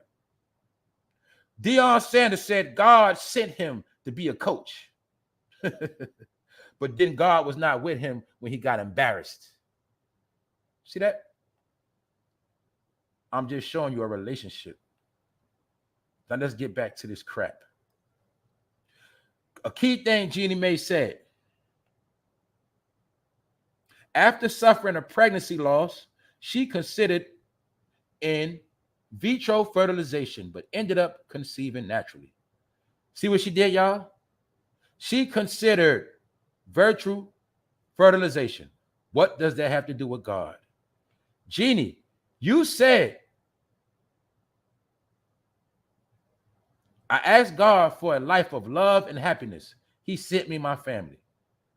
You were trying to manufacture a family for your own personal gain. She suffered a pregnancy loss. Maybe that was the first warning that y'all was not supposed to be together like that. But you insisted on having a baby. You got one. Boom. But something also has been going on that people ain't been talking about, and I spoke about it. Miscarriages are up in America at the highest level ever, and they're affecting a lot of people of melanin. So I'm going to take this time out to show y'all what also been going on and what they promoted, what's been going on with these miscarriages. What's missing from the abortion pill? Do y'all remember when they was promoting that pill? What rapper promoted the Plan B pill? What program? Which political party promotes the pill? Is it the Pepsi clique or the Coca-Cola clique? Who did we see Meg Thee Stallion standing with at the White House? Who created this Plan B behavior? Who promoted it? Remember I spoke about Glorilla rapping in front of Planned Parenthood in the video? Who else brought you some of that type of agenda? Meg Thee Stallion, Plan B. This girl made a rap song about an abortion pill, man. Nobody said nothing. This also was my proof how rappers are now in the pockets of politicians. She is Kamala's voice box now. Politicians don't rap. When they need a message, they get rappers and singers to do it. She raps to push agendas. You see her in the tub with the cigarette, that represents a hoe that just had sex and a nigga nut in her ass. And now she's in the tub. Probably took a Plan B. That's what that represents. The cigarette represents after sex. Nigga just nutted her, have a cigarette, jump in the tub. Take a Plan B. Told you all this shit is agenda shit. Has nothing to do with music. This Plan B stuff also is tied in with a lot of black women having miscarriages. It's double coded. Remember, y'all, you got miscarriages, and you got people having ABs. But one thing, in my opinion, I'm not a doctor, disclaimer, I'm not pushing no agenda. I'm not spreading nothing. I'm just giving an opinion on the situation. In my opinion, a lot of these chicks been taking Plan B pills, but in my opinion, it's going to mess a lot of their body up and a lot of their organs up, and it's going to make a lot of them sterile. Because you have to understand, for my people that know about eugenics, my people that know about DNA, it's DNA wars going on right now. And they saying some people DNA going to last and some people DNA going to become extinct. And guess who's going to become extinct? I ain't got to say nothing. You just pay attention. They always put the narrative in your face. Let's say if every woman right now start taking Plan B, what's going to happen? I ain't got to say nothing. I ain't got to say nothing. Two conflicting rulings on the legality of drug often used to end pregnancies or manage miscarriages have many wondering how this could impact reproductive health care and access for black families in the months to come. This is all about black families. That's what y'all don't understand. Planned Parenthood, Plan B. Do you get it? Or is it Plan Black? Plan Black? Plan Black? Other nationalities are trying to have kids. Another nationality, they're trying to get them to take pills. Last Friday, a federal judge in Texas ruled that the U.S. Food and Drug Administration, long-standing approval of the pill. Who approved the pill? Texas. Where's Megan Thee Stallion from? Texas. Do you see why she was the face of Plan B? Do you see why she was the one picked to promote the Plan B? Do you now see how rappers are tied in with politicians and the government now? Do you get it? I broke it down the last episode. Hopefully, y'all getting it now. It's bigger than rap. It is not just about rap entertainment. It is about money, commerce, agendas, brainwash, dictating, hand-picking, hand-selecting, steering the black community in whatever direction that is needed for them to go in. Do you finally get it? The laws in Texas okayed the Plan B. Megan Thee Stallion did the commercial. I mean the rap song. Rap songs now are nothing but commercials. That's the whole science of going pop. Once you become popular, we now can use you as a household name. So come on, Megan, and do this Popeye chicken commercial. Because I feel like all the Popeye chicken is fake, cloned, and tainted. That's why all the Popeye chicken is in the ghetto near you. And did y'all notice this too? For my people from the hood. Check me out, family. Did y'all notice this? Family, did y'all notice not only Popeyes is in the hood, but did you notice that Popeyes is always in the hood where people get killed at? Did y'all notice that? It's always, the reason why I say that, I'm from East New York, Brooklyn, and years ago, they found a chick dead in a Popeye dumpster. And a lot of people got killed up there by Popeyes too. That's how I know what I'm talking about. In other states too. Y'all tell me if I'm wrong. Wherever it's a hood, they got Popeyes. That's a hood where niggas die at. I don't know what that's about. But I know Megan Thee Stallion did that Hotties commercial for Popeyes. And I know Beyonce was trying to sell that Popeye clothes, but the ghetto ain't buy that shit. Because niggas eat fried chicken. They don't wear clothes that got to do with fried chicken, all right? Niggas ain't rocking no Popeye shit, Beyonce. So when you brought out that trash, you wasted your fucking time. All right? No matter how dumb you think a girl from the ghetto is, just know that she ain't dumb enough to wear no shit that say Popeyes on it. But y'all tried that shit. See that? They down with the government, y'all. Now y'all see, I showed you Megan with the politicians. I showed you Beyonce. They're both from Texas. They both made Popeye commercials. Now let me get into the end of the show. Thank y'all all for pulling up. I appreciate all y'all. I know sometimes I'll get to shout some of y'all out, but don't ever think I don't see y'all. Don't ever think I forgot y'all. Don't ever think I'm going to change, because I'm not. Only thing we dealing with now, y'all, we on borrowed time, man. You get it? Nothing is to be taken for granted no more. And a lot of y'all going to learn that the hard way. That go for me too. So now I'm going to close out and we're going to get into the real talk and then we out. This applies to all of these fools. This is also applied to what we're seeing right now, y'all. Now let's check it out. Powerful. James 5, 1 through 10. Come now, you rich, weep and howl for the miseries that are coming upon you. Your riches have rotted, and your garments are moth-eaten.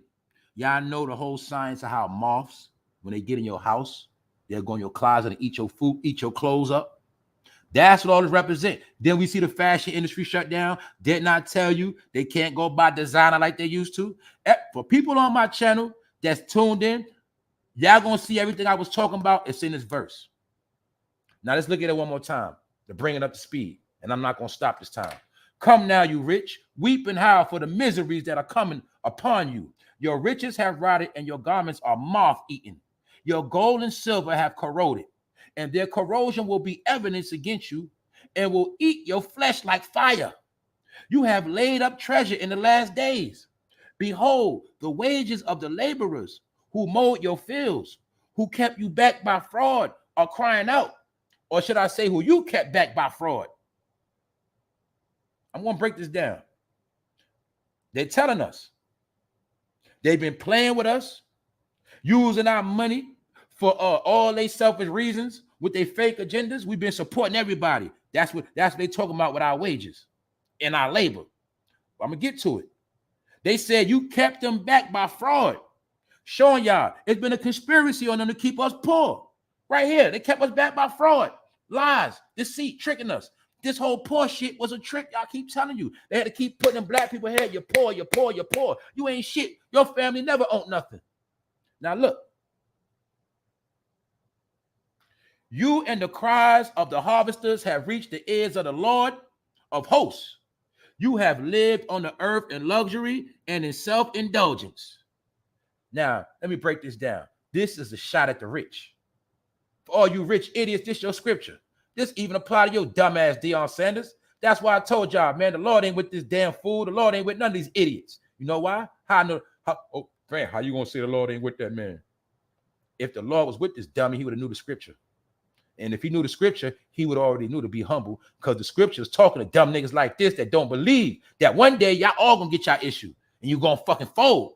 Y'all all gonna get y'all issue. That's why you had to get embarrassed. That was the start of your ending right there. Now let's go back to the scripture. Let's break this down piece by piece, and I'm gonna show you how it's all right here in your face. What did they tell us, y'all? This scripture is talking about the rap game. It is talking about Hollywood. Are not the Hollywood actors, have they not been on strike? Have not the writers been on strike? When the last time you seen a lot of rap tours?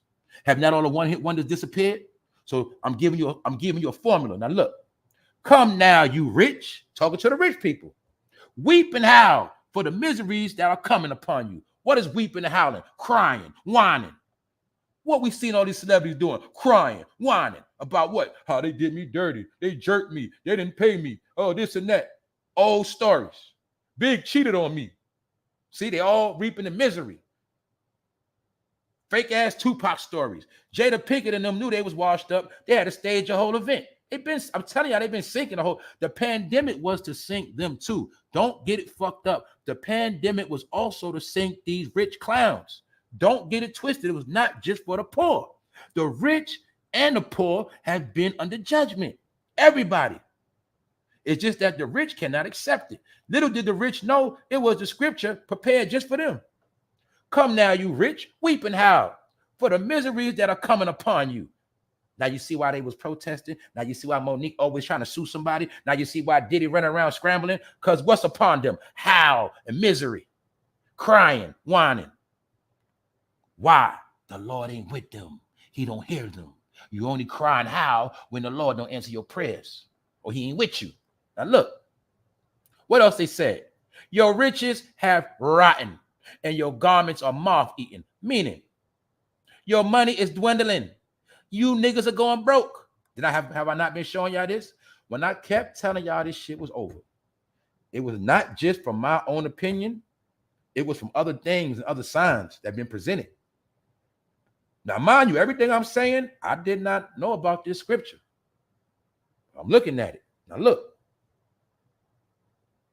Their money is being destroyed. Their money is sinking. That is their money rotten. Your riches have rotten. When you get new money, it's fresh. What's the fresh money, y'all? The blue faces. What's the fresh money? It's fresh out the press, nigga, fresh out the ATM. What's new money? A new deal. That's fresh money. Every time you get a new deal, that's fresh money. They living off of old money that they made already. That's why I kept telling y'all they're fighting against generational wealth. A lot of them do know the scripture and scared that they run us over. That's why Diddy and them niggas out here scrambling. They feel like, damn, my run might be over. Shit, I'm good, but I'm not guaranteed to be here forever in this fame thing. Why? Because the scripture told them, the howling miseries that are coming upon you, your riches have rotted. That means you won't get no big deal no time soon. You're not going to get a new deal no time soon. You're not going to get no new money no time soon. And your garments are being moth-eaten. All them clothes y'all was chasing and buying and tricking off on, they're not going to help you now. See that niggas like Jim Jones? That's why he broke. Nigga bought any nigga that bought a whole bunch of clothes and didn't invest, their riches have now rotten. And their garments are moth-eaten. All they're going to have is old clothes. Now let's continue on. Your gold and silver have corroded. And their corrosion will be evidence against you. Let's break that down. Say your gold and silver have corroded, meaning y'all shit ran out. Your gold and silver, meaning you niggas have ran out. You're not even gonna make enough money to be tricking off on that jewelry no more. And plus the gold and silver y'all been dealing with, it still ain't gonna give y'all no salvation or freedom. So It also speaks on the gold and silver represents the shine you niggas got. See, you niggas got the shine for a little while, but now that shine is being put out. It's being corroded. You get it? Your shine is being corroded because all you did was run to the white man and try to shine on your own people. So therefore, the Most High said, it's enough for you niggas. Your shine is over now. I'm about to corrupt y'all shit. I'm going to corrode you niggas shine. Get it? Look, your gold and silver have corroded. Your shine is over, nigga. See that neon Deion? Shine over with.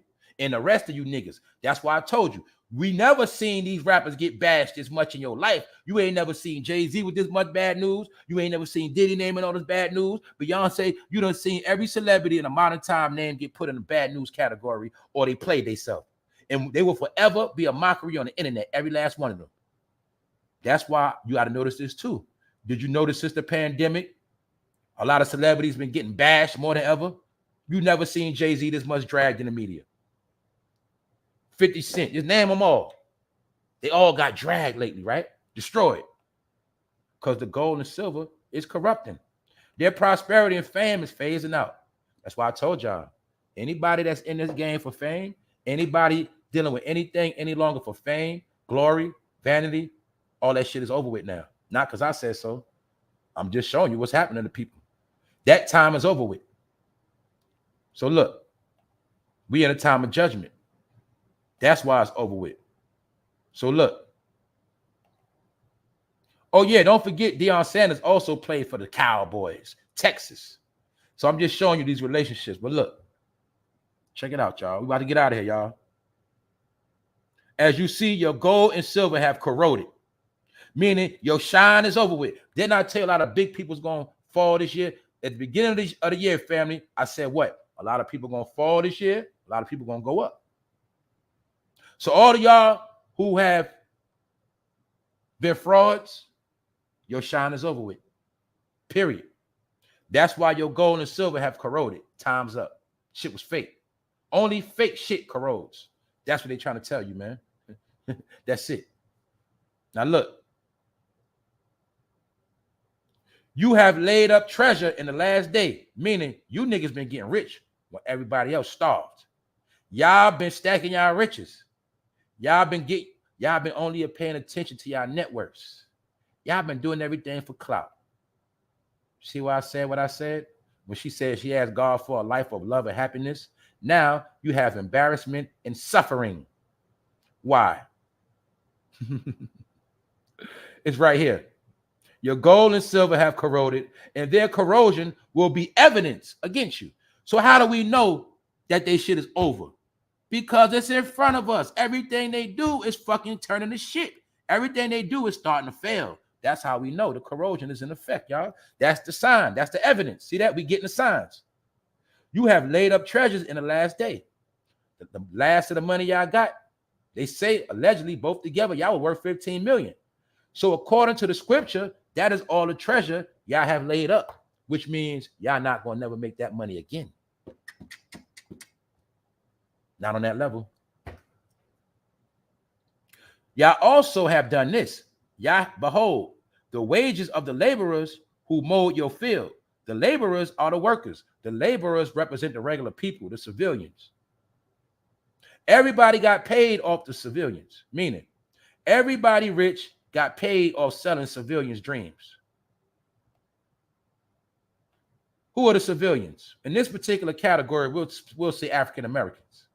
Everybody gets paid off selling African Americans' dreams. And that's how they get rich. See, I can sell you a dream that I'm a prominent black coach and I'm a winner. But then I can go on TV and get blown out by 42 points and embarrassed. Because it's called talking a good game, but ain't about shit. So look, all they've been doing is laying up treasures in the last day. Didn't I tell you in the last day, Deion Sanders just cashed out? In the last day, he made more money than he did in the beginning. He made money off them damn shades. He made $5 million off them shades, y'all. Because Deion Sanders know about laying up treasures. All they do is lay up treasures. See Shannon Sharp? You played for the NFL. You work with Skip Bayless, you've been laying up treasures, bro. You just been stacking bread, had a good, easy life. The same thing with the Hollywood writers. They just been getting money, stacking up, living in Hollywood, living a beautiful life. Everybody been laying up treasures, y'all, while we've been out here scrambling. So now, everybody that been laying up treasures, now they ask under judgment and they getting their goddamn treasure taken. See that? You have laid up treasure in the last day. The wages of laborers who mowed your field. You've been taking advantage of the people. Y'all been lying to people. Y'all been selling young boys' dreams and selling drugs, and they gonna make it to the NFL. All y'all been doing is fucking lying and stacking y'all money. But guess what? That shit is over with. Key thing, what we looking at, y'all? They have behold our wages. They have taken our wages, meaning kept keeping us poor. They also, what they do, y'all, took away a lot of jobs, made it where you can't work if you got felonies. They have been keeping us poor with a poor narrative, teaching us that we were always poor, we always going to be poor. And we all know that's lies. But that is the fraud they've been committing. That is the fraud they've been committing against us. All right? So look, they kept us ignorant by fraud. And now we the ones crying out. That's why it says, the laborers who you mowed the field, which you kept back by fraud, are crying out against you. So even when I'm on the internet spitting this truth or spitting this heat, the powers that be know what's going on, because they know in the last day is certain individuals gonna speak their piece. And then they know these things. See, certain things that have to occur, the wise men know, whether good or bad. So when they see people like me exposing celebrities, that ain't nothing new to them. They already knew at this time this is what was going to happen. They knew when they put out social media and made us easy access to celebrities, they knew one day we were going to turn on them, because it was already written that one day the celebrities had to fall. So next thing you know, this guy come around called Mr. No Fame, and for some reason, he's banging on people that's all about fame. He banging on people that got lost in the fame or the fakeness. Fame stands for fake ass motherfuckers every day. And that's what we had to watch. Fake ass motherfuckers every day chasing some shit that ain't even true. Fame. See how I just made that up? Now look. Why I can say that? Because I know the truth. That's why. We've been held back by fraud. We all believed that rap shit was real, but that shit was fraud, y'all. That's why we fucked up right now. But what we doing now? Now we are crying out. See, it said right here. The ones you kept back by fraud are crying out against you. I told y'all, before they used to trick us, now we tricking them. They tricked us with lies and bullshit. Now we exposing them and laughing at their ass. See, that's how we crying out. We not crying out tears. We crying out in laughter. We laughing at their ass. Because it told them one day the people that you got rich off of gonna be the ones laughing at you. It's right here in the book. See? The harvesters have reached the ears of the Lord. Meaning, y'all, they about to get their issue. What it say at the bottom? This is a word to all you rich people that ain't do shit for nobody. Here go y'all issue right here. See that? You have lived on the earth in luxury and in self-indulgence. Wow. You have lived in luxury and self-indulgence. Wow. What does self-indulgence mean? What I always say, y'all, they never did nothing for nobody, man. They didn't do shit. They only did shit that benefited themselves. They only come to the ghetto or the hood or help somebody when it benefits them and makes them look good. Self-indulgence. That's why they do shit and then they disappear after that. They don't come back and check on the neighborhood. They don't come back and check on the people. They don't come down, roll up their sleeves and get down and dirty with the people and say, look, I'm about to be out here with y'all all day today. I ain't going nowhere. I'm going to be here and I ain't going nowhere. And I'm going to come back every once a month. I'm going to help y'all by example. I'm going to do my part. See that? They don't do that. They'll do some shit, take some pictures. I'm out. Is that not what they do, y'all? Why? They all been about self-indulgence.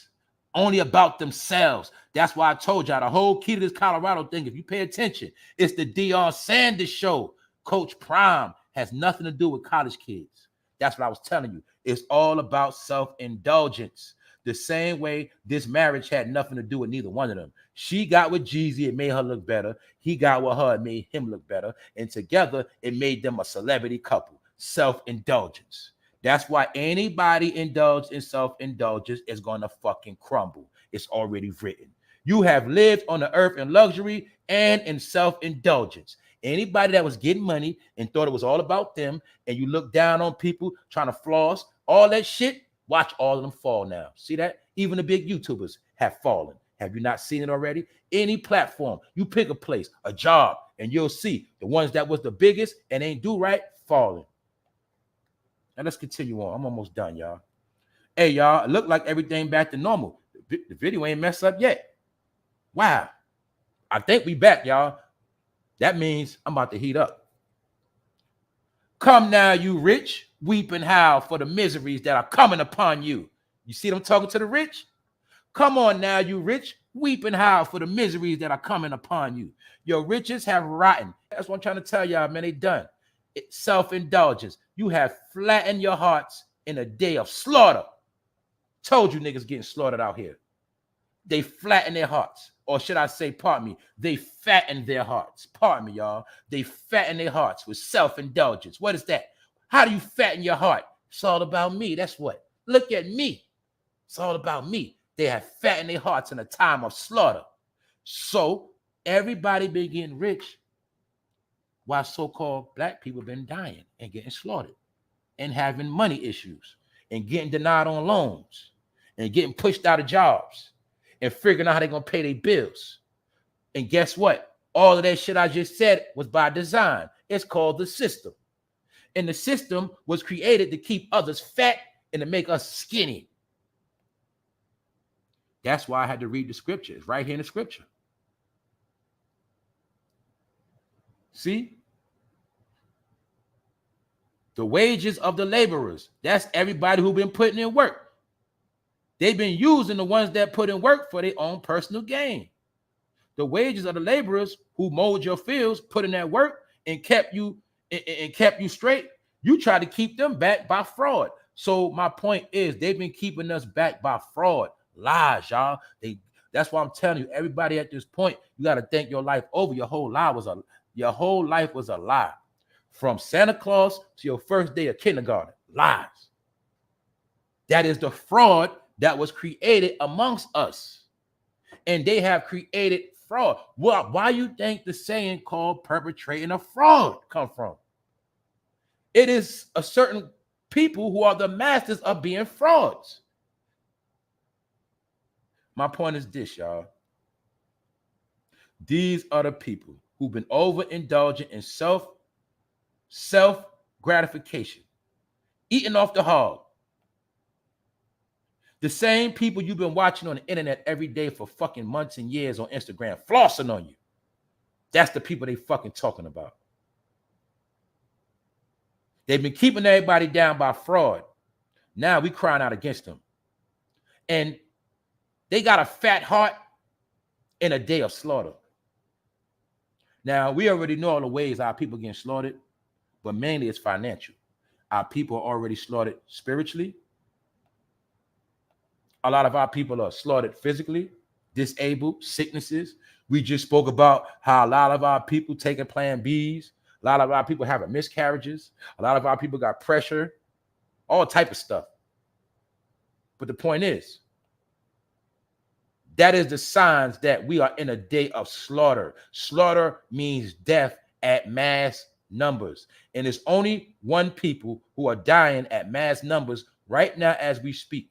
And I don't got to say no names. All right. So you should already know. Other people got fat while you not only starved, but while you've been dying. And the program is for your kids to die.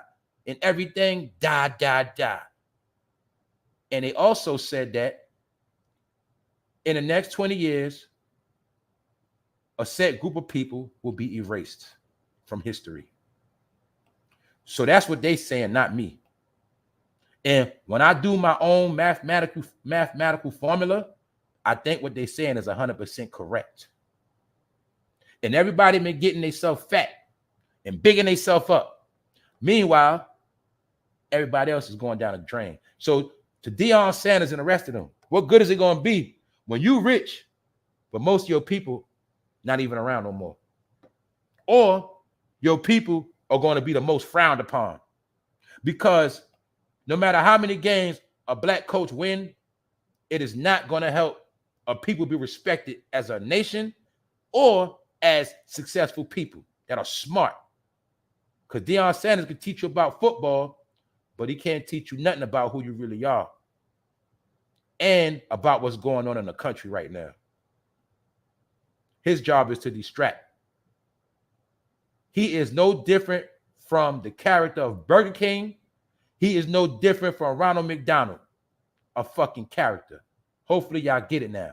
All of these people are nothing but characters, and characters act in movies and plays and all that shit, and they follow scripts.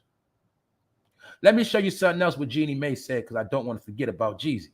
Because remember, JEEZY sold us the narrative of being a successful drug dealer. So that's where JEEZY earned his money. But it's something Jeannie Mae said. Hold on, I don't want to miss it. Hopefully I loaded it up. Very important what she said. And I think I didn't load it up. And something she said about JEEZY, because you know JEEZY wrote a book. And in the book, she praised JEEZY for writing a book. And the thing she said was JEEZY was a prominent storyteller. What your people's call lying? Stop telling them stories. Did you know that liars are the best storytellers? They write the best books. JEEZY was the best storyteller because he convinced niggas from the hood that he really sold bricks of cocaine. And niggas believe it to this day. Even though he's a master storyteller that's down with the government. And that's my opinion, and I'm done. Thank y'all all for tapping in on this Sunday. Y'all know how we do.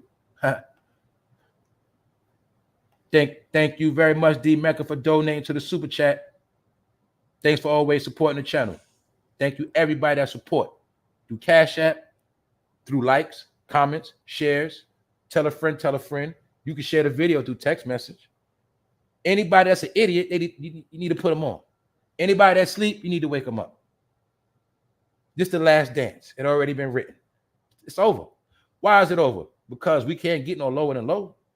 And we don't got enough time to get real smart. So that's why I say we in the last day. What up, TG? What's up, Jamal Johnson? What's up, everybody up in here, man? Happy to see y'all. So like I say, man, I got more to come. And I did an experiment today. I can now see things are working on normal levels now. It's mighty funny. The day after the storm, day after the hurricane hit, everything back to normal. So y'all stay tuned, man. I got more to come, man. I'm not playing either. Matt, what's up, Matt? Bro, I be getting Pimp C vibes when you talk about JEEZY. Yeah, Pimp C told us he was a fraud. Niggas ain't want to believe Pimp C told us to our face. Pimp C died. Niggas kept supporting JEEZY. Told you, man. It was a chain of events of fake shit that happened.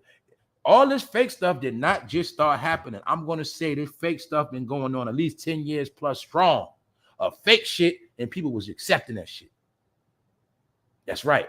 Pimp C said that JEEZY was a fraud. Ain't no way in hell he had kilos. He told you Mace was down there playing with them boys. He told you Russell Simmons was a fruit bucket. And next thing you know, Pimp C was up out of there. And everybody he banged on damn near was under that Def Jam umbrella. Pimp C also said how it was niggas locked up that were rappers that were doing zesty stuff in jail, and they was only in jail for a couple weeks. Next thing you know, Pimp C had to disappear. And don't forget, Lil Boosie come from Pimp C. Don't forget that. And you also see Lil Boosie ain't doing nothing Pimp C told him to do. And that's what I'm talking about. Everybody that knew right from wrong easily accepted wrong and fake, except for people like me.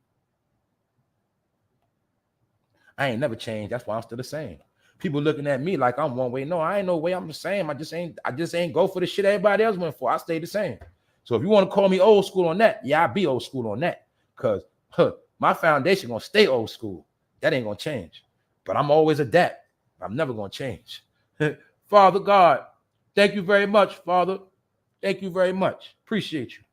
Pillsbury, you exposed prime big time fame, but Oregon mascot show the truth about black people. Cooning. That's right. Don't forget, y'all. That's why I say we can't keep getting tricked with this black stuff. Are we going to act stupid like Oregon don't have black players? They got black players on their team. This ain't a black or white thing, man. This is a real against fake thing. See, the coach of Oregon talking to his players. Don't old boy in the front look hood. Can't get no better than that. He gonna make it to the pros one day too. That black man gonna get rich. This ain't about black or white, but they want to make it that. It's black people that on every team that play against Deion Sanders is gonna have black players, black family members, and in college you gotta understand. College teams have real beef. It's not like the NFL or NBA. They don't like each other. So a lot of it is just not at Coach Prime. It's because they're looking at it like, who are you to think Colorado gonna run shit? Man, they bums. They ain't gonna run shit. You're disrespectful, Deion. So you trying to say, out of all the hard work we did, you just gonna come here and beat us? No. Nigga, you a Hollywood man. We play the football for real. That's what they were saying, y'all. This ain't no Hollywood shenanigan. This real football. I'm a real coach, and I'm going to coach out for real to how to be winners. Deion Sanders just capping, trying to make it look good. And he's really trying to make himself look good. But the white people not going to say that because it's embarrassing. Meaning they don't want to look racist. So it takes people like me to say something. Let me break it down again one more time for the people that pulled up that want to make everything fucking black. Let's say today. Say today I get hired on Wall Street. Fuck it. I got accolades. I got degrees in business. And I get a job at Wall Street. But as soon as I get hired at Wall Street, I went, now mind you, when I got interviewed, I had on my Armani suit, my briefcase, professional. But as soon as I get hired on Wall Street, I throw on my hoodie, 2 chains, my jeans, and my Jordans. And I'm going to work like that. And I say, look, they're going to say, man, why you dressing like that, man? You're on Wall Street. You're supposed to dress like that. I dress how I want to dress. I'm going to do things my way. I'm going to do it my way. So I'm going to be the only nigga in Wall Street on the floor with a chain and a hoodie and some shades on, walking around with other stockbrokers. We in the same field with the school for the same shit, but I'm walking around doing it different, my way. Does that make it right? Everything has a criteria and a format. Niggas are habitual line steppers. Niggas always like to go somewhere and do it their fucking way. Always. Is that not our story? Ain't we always trying to finesse some shit or do some shit our fucking way? Let's stop playing with this shit, y'all. That's why I can't fuck with y'all. Y'all want to keep lying and shit. Know what I'm saying, bro? And I'm not talking to nobody on this channel. I'm talking about in general on a bigger scale. On a big scale. We know the shit we do. I'll be a goddamn liar to tell you every job I work that I ain't try to fucking finesse. I always try to do less as possible. What the fuck wrong with you? I'm always going to finesse.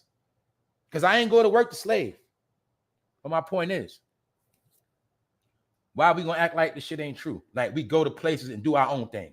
We habitual line steppers. You know goddamn what at the job, you ain't supposed to wear that shit, but somehow you supposed to wear non-slip shoes, but somehow you always wearing your Jordans and they got to say, hey, you can't wear those, man. Can't wear those. Who always breaking the fucking rules? Us. So my point is, you cannot do everything your way all the time. You know when you can do your shit your way when it's your shit. You can do whatever the fuck you want in your house. You can do it whatever the fuck you want to do when it's your shit, your business. But when you come in other businesses that were established before you, you cannot go there and do things your fucking way. And when niggas understand that, you can't do every fucking thing your way. Some things you just got to do accordingly.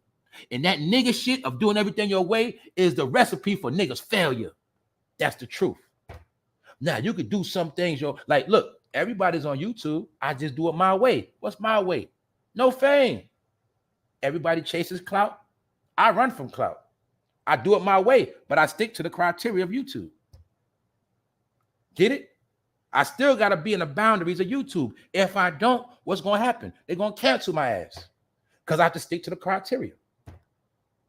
So my point is, you can't always do what you want to do because it ain't your shit. And when niggas get that stupid shit out their fucking head, that this is not your platform. This is not yours. Nigga, you don't have nothing. Only thing you're going to do, niggas, hit a button and scroll. That's it. When niggas understand that, you be all right. And a lot of time, without that white man money, you ain't going to be shit neither. Do you see how in the last day is mad niggas depending on YouTube checks? social media checks, that alone lets us know we're already fucked up. We're fucked up. Ain't enough money off the internet to save nobody's life. We're fucked up. Our last resort is trying to make it on the fucking internet. And I'm done. That's why that coach told this nigga. He said, this ain't for no goddamn likes and Hollywood shit. Because somehow black people think everything is about likes and clicks now. Every fucking thing. Everything. And if it ain't about that, niggas don't know shit. So therefore, now you have it. And Coach Prime do represent the African-American community. That's what he represents. That's what all that black stuff represents. He represents every black American right now that was running behind this shit and calling themselves an African-American. This represents how no matter how much y'all motherfuckers get bigged up, no matter how much y'all can dance, no matter how much you can be fly, fresh, and make everybody tuned in, y'all still gonna come up short. And you're gonna still embarrass yourself. God is still good and faithful. Thank you, Jesus, for every opportunity. See that keyword, opportunity? Because niggas ain't shit without opportunity from the white man and want to try to convince me that they fucking somebody. No, the white man give out opportunities. And I'm just using the word white man, all right? I use white man because I don't like to say, I just say white man is easier, all right? Without opportunity. See that? Opportunity has nothing to do with Jesus and God. The black nigga uses Jesus and God to get opportunities. And when he's talking about opportunity, he really said, let me decode this. God is still good and faithful. Thank you, Jesus, for every opportunity. Thank you, Jesus, for inspiring the white man to give me a job. Thank you, God, for letting the white man give me every chance to get a check. Thank you, Jesus, for every opportunity. Letting you know it's an opportunity. So how are you going to get an opportunity and you think you're going to come and run shit? Why? That's what niggas do. You give nigga opportunity. Next thing you know, they want to take over your shit. Is that not what niggas do? Hey, bro, how many times you put somebody on and they try to outdo you? See that? He was giving an opportunity. Use the word, pay attention. Opportunity, meaning it ain't yours. You ain't have shit before this. We're going to give you an opportunity, and we also could fucking take it from you. And all niggas have ever gotten is opportunities. When the fuck y'all gonna wake up? You get opportunities and you start thinking you run shit. You made shit. You ain't make nothing. So if them goddamn people said, nigga, stop wearing that goddamn clown shit, you fucking listen. Why? You ain't make the shit. We just gave you opportunity, nigga. Now we give you opportunity. Here you go with all this extra shit. That's the point of black people, man. And they're using Deion Sanders as an icon and representation of black people and their failures. So a lot of y'all don't understand codes, signs, and symbols. So therefore, a lot of y'all never gonna get it. And that's why y'all lost and blind. Shannon Sharp finally starting to figure it out that Skip Bayless got rid of his ass. Or made him uncomfortable. And what did Shannon Sharp say out of his mouth? He rich, he paid, got 3 Super Bowls in the NFL Hall of Fame. But what did he say out of his mouth? I felt in that moment he had lost all respect for me. He had no respect for me. He had no respect for me. It really hurt me. And that is him talking about how a white man by the name of Skip Bayless ain't had no more love for him. Now look at him. You see why I told you how the black man will always be portrayed as a child, a nothing, an idiot, a fool? See that? The black man will always be portrayed as the only man that just can't get it right. Just can't get it right. He just can't get it right. That's the story of the black man. They just can't get it right. They can't, I don't know what it is with them. They just can't get it right. I don't know. They can't stay married long. They just can't get it right. Whatever they do, it just always crumbles. Just can't get it right. Oh, the sorry black man. I feel sorry for them. Oh, man. Get him another job. Give him another opportunity, man. See that? So when he fell out with Skip Bayless, ESPN gave him another opportunity. But Shannon Sharp could have started his own business right here on YouTube with the rest of us and kept all the money to himself and just split a little with YouTube. See that? But when you don't know how to be your own man, because your whole life you were given things, you're going to always run back to the table. Now you see why your dog always got to run around you when you eating? Now you see why your pets always need you to feed them? Because they can't feed themselves. Pets always got to go back to the owner to get fed. Common sense. Get it? I'm done. Salute, Wax. What up, bro? Castor Troy, Bree, Shice Black, Dark Migo. Who else up in here, man? What's up, Natalie? So I wonder how many games he has to win to stay, or even if he stays next year. Well, as of now, he doing better than last year. Last year, they only won 1 game. So far, they won 3. He's already doing better than last year. The thing is, I think they're only going to get no more than 3 more wins. But as of now, he did better than last year. So that's why I was saying earlier, he already did his part now. Don't get it twisted. He made them better than last year, and he got rich already. So it is mission accomplished at this point. In my opinion, from now on, the rest of the season, Deion Sanders is going to be freestyling, meaning he just going to try to get through this season, and then after that, hey, he might leave them too. Maybe.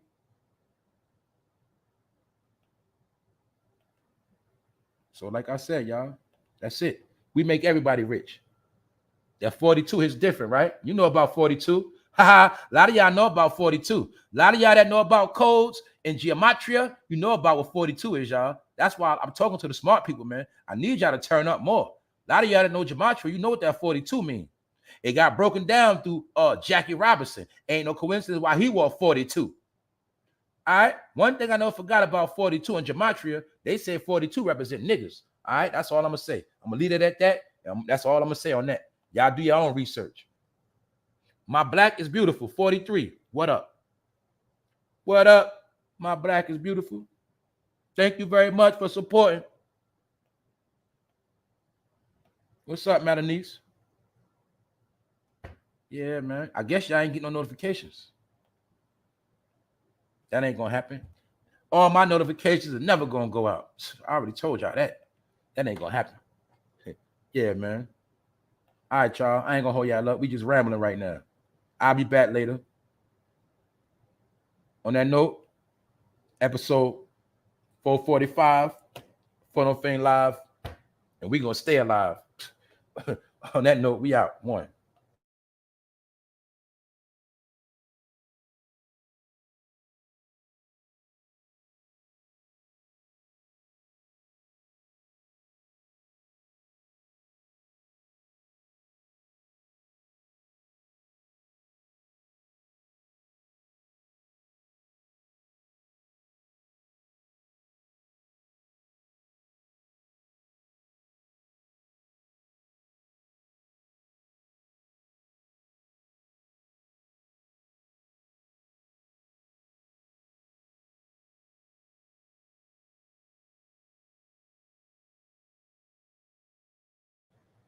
Oh, yeah, I saw that stuff with Shannon Sharp, too, man. They saying Shannon Sharp was dealing with his zesty stylist, man.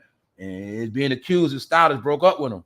You know what I'm saying? But it's funny because Shannon Sharp's stylist was, is you know what I'm saying, Rainbow. But Shannon Sharp also is tight with Mendices. You know what I'm saying? Y'all know who Mendices is. Yandy husband. Shannon Sharp also was in business with Mendices. And that zesty stylist. So I don't know what they had going on. But it is funny. As soon as Shannon Sharp started dealing with Mendices, his ass got robbed. And I know Mendices gonna stay grimy on Harlem time.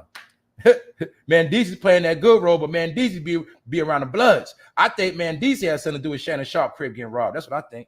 My opinion. I know he gonna play grimy. That's my opinion, man. Word. I seen a picture with him and Mendices and them. They say, you know, Shannon Sharp crib got robbed.